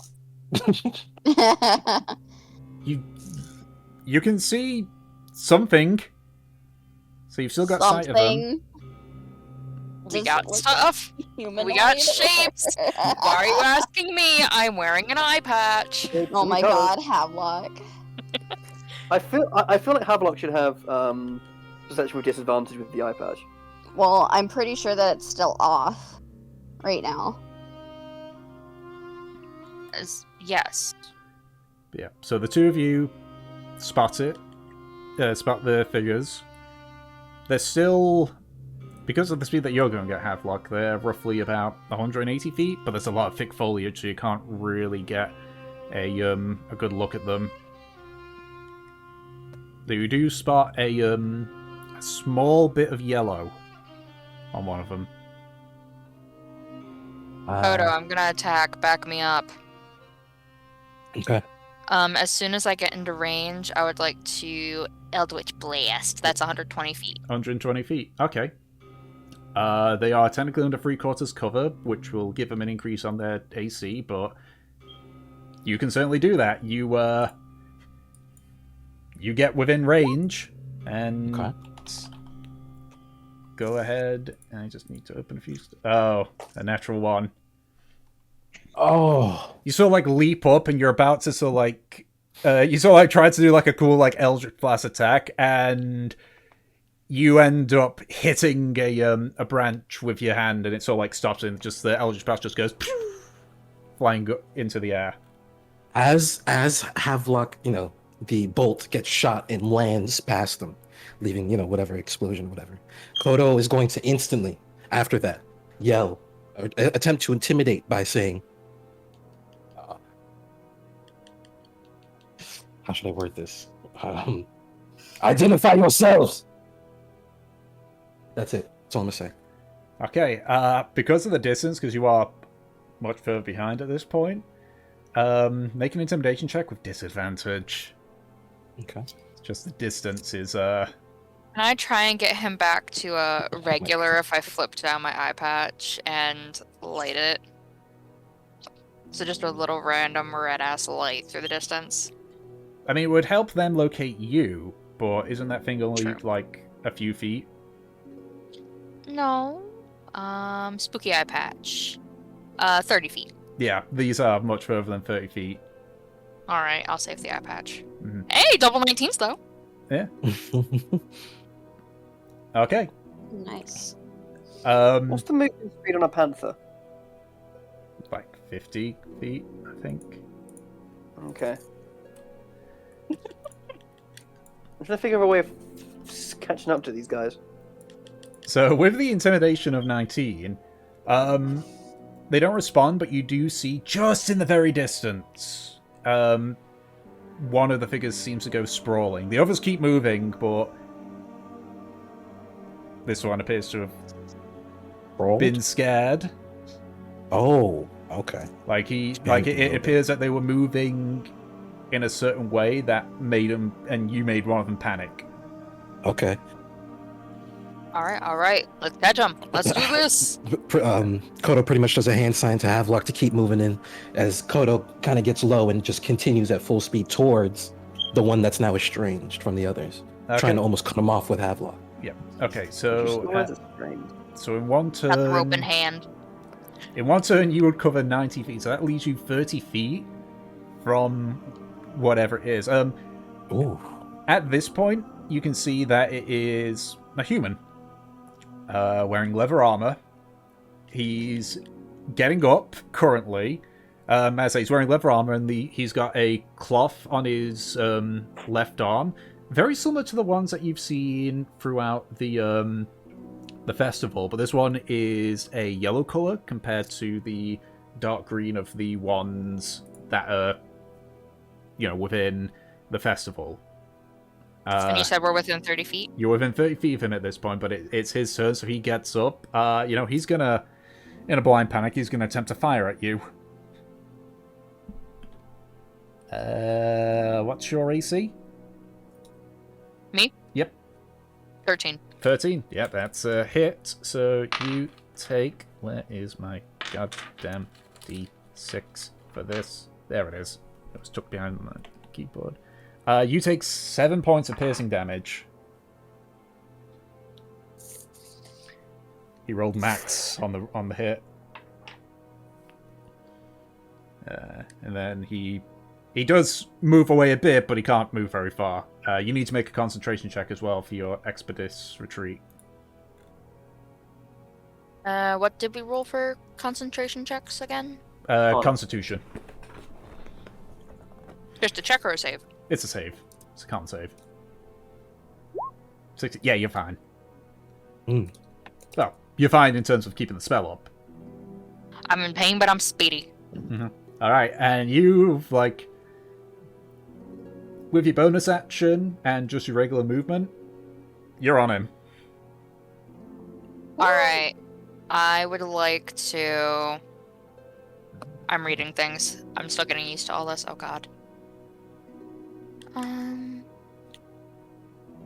Roughly 9 feet behind him, Mm-hmm. I would like to summon forth my Tentacle of the Deeps. Mm-hmm. So that lasts for, I believe it's a minute. Yep. Lasts for 1 minute, and I can make a melee spell attack against him, since he's within 10 feet. Mm-hmm. So I would like to do that. Okay. That was a bonus action, so... Wait, what's the range of that thing again? Within 60 feet. Okay. So then you wouldn't have used your bonus action to dash because it requires that.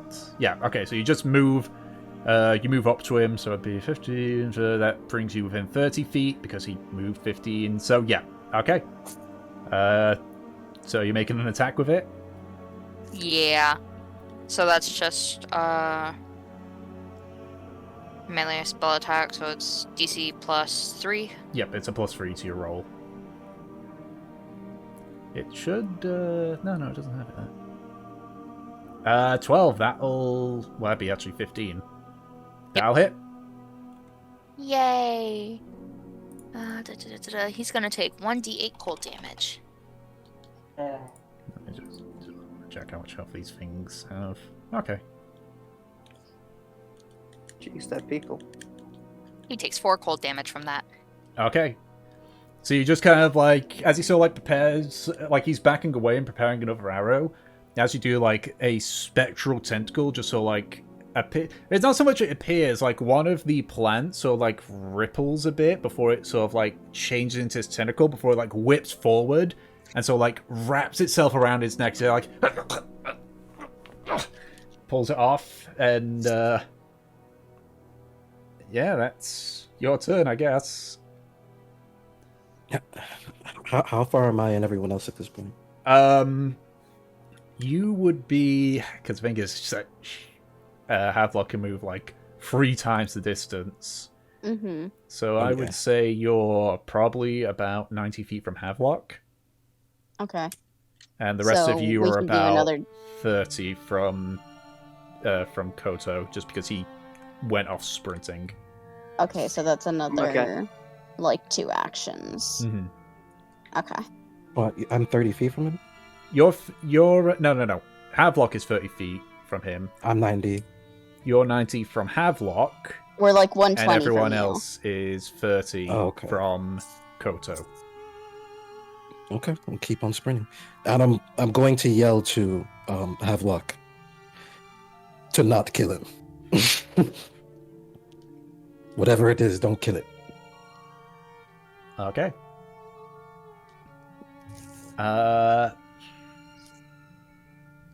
Yeah, given the fact that he can't move very much, like,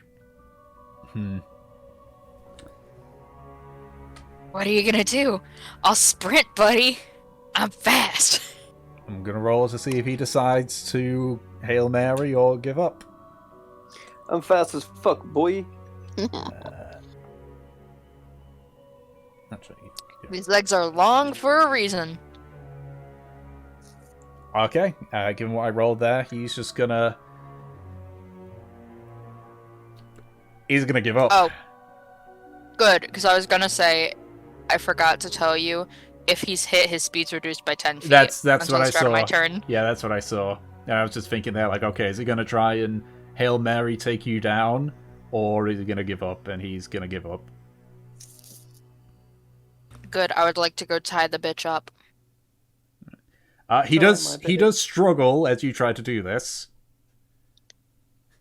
As we eventually catch up, and I see Havelock tying him down, Koto's going to walk over. As he sees him struggling, make one wrong move, and I'll snap you like the arrow you put in that man's back.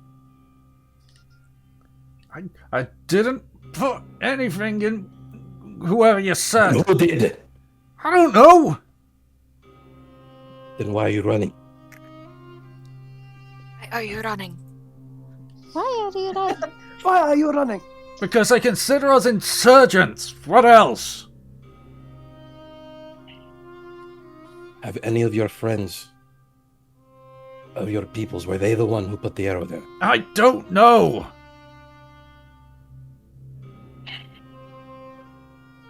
A gout of steam comes out of his nose. It's not what I want to hear. But Do you want to stay alive? Make an intimidation check with advantage. Tentacle swishing in the background angrily. Intimidation. 17. 70. into something, boo. Look, I don't know. Look, I was just... You've got like his face like pressed against the ground, which is why he's talking weirdly. Look, I just came to pay my respects. Like, I don't know... I don't... Look, I'm serious. I don't know who did it. then please, can you tell us what you saw? I was paying attention to the cannon. Hey, where are your friends going then? Back to camp. Where else? You're gonna take us there, you're gonna start losing toes. Losing toes. And I just take out my little hand axe. What a fucking specific thing. As- Just his face. I'm sorry. As Paul. Havelock is like Yeah. softening him up, I'm just gonna bend down. Look, we don't know what's going on. You were close to where this arrow was sent from. We need answers. If you would be so kind, please bring us to your people so we can talk peacefully about this if they are not the ones involved. They'll kill you if you arrive. That's what they do. Well, this kind of goes against then why you just so happen to be in the area near the archery area and happen to kill one of us. Your story is flawed. No, like, what I mean is... They consider anyone that comes by a threat, because who would come searching for insurgents? Especially if People I, want answers. especially if I'm tied up. Well, he kind of looks at Havelock. you will continue to be tied up, and you will guide us to this camp, and we will figure something out. If they do not want us there, then they will not want us there. As simple as that. We simply want answers, and we are going to try and get them. Understood? Somebody almost died out there. An innocent man. I will not have that. Make a... I'll let you decide persuasion or intimidation. With advantage. I'll go persuasion. I'm loving this good guard, bad guard we got going on. Oh my word. Oh, nice. Jesus Christ. I mean, you didn't even need to roll a second one. That's a nat 20. It's just like... If they kill you, it's not my fault. Yes, it will be ours. Now please guide us. Can you get this one off me then? Will you cooperate? Don't have much of a choice, do I? We are thankful. Look, he seems to be willing to work. Keep an eye on him. I'm just gonna remove my boot and fucking pick him up. One hand on there. Let's fucking go. Move. Just as he slowly makes his way through, as the rest of you also catch up, Yeah.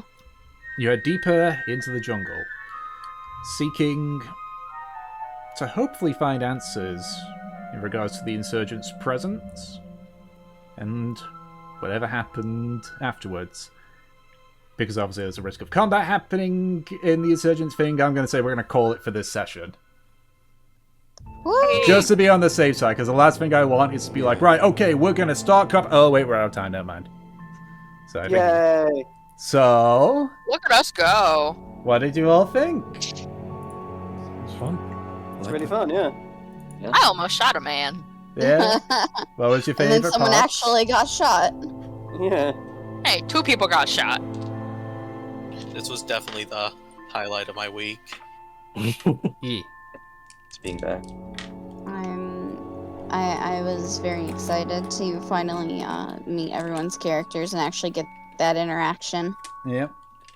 I'm excited to see how Havelock and Kodo get along together. Mm-hmm. I'm I excited like- to see how they all get together. I like that there's a mystery. Oh, Mm. I do like a mystery. But also, I enjoyed the carnival quite a bit. It was Yep. Really cool. This may or was- may that not was needed have for my character. partially been planned as well because of the fact that I kind of neglected the festival part in Campaign 1. Listen, you can't go wrong starting off on a festival. It's spooky season now. We True. need a festival. Nice chill in the air. So, I guess, because taking a patron stuff, what was your guys' favorite part in that then? Hmm. Havelock Feed. nearly someone. What was that, Nate? Havelock nearly shooting I'm someone. only killing someone. Yeah. Yeah, fair. I like when we find out that the guy isn't the one who shot the arrow. Mm. That was interesting. I was not expecting that. Mm-hmm. I'm interested to know who did it. Me too, actually. You can go. I really liked that Mevalair won a prize. I liked just Kodo being big and buff with that Leonin. I liked that contest, and I That was was- really hoping that he would win. That Yeah, was me too. crazy. Oh, my favorite thing. Hmm. We got to hear Nate. Yeah, definitely. Yeah. Definitely like, He Nate, actually you're talked. talking! Yay! It's our boy. He's here. Talk sometimes. We need more. I talked I'm when I wondering why he refused to participate. Like, is he Wait. just a scrawny boy? Oh, on the Testicons. Against the Mhm. Leonin, yeah. Ooh, who knows? I Listen, he's a also kitty pet while the Leonan's like fucking ThunderClan warrior, okay? Yeah. I also really appreciated Havelock's very specific comment of like start talking or we cut off your toes. Like that was very how funny. specific. What the fuck? What about you, Dom? I'm gonna What have was your favorite fun moment? intimidating people as Havelock, okay? What was your favorite moment, Dom? I think it was just seeing how Kodo and Mevelair got along. Like Yeah. after That was pretty the cool. whole dragon's tail thing. Yeah, I thought it was really cute. Kodo like apologized because he did just kind of like. I didn't mean to. I'm sorry. I'm sorry. Yeah, guys. I think it's I'm not fine, gonna but hold like back. from like an outside perspective, I bet that looked really bad for this big giant lug of a man to shove this little girl. I was. Like Everybody started looking. I was like, oh no. Oh no. Mevelair thought it was a great time, great idea. But like on the outside, that looks scummy. He's given the Yeah, cow yeah. anxiety. Yeah, poor thing. It's the kind of thing of like those really like tough parents when they're full on like you know, let's teach you how to swim by throwing you into a pool. That kind of thing. Yeah. Like, today we're Get going to right make you into it. strong. Minotaur. Yeah.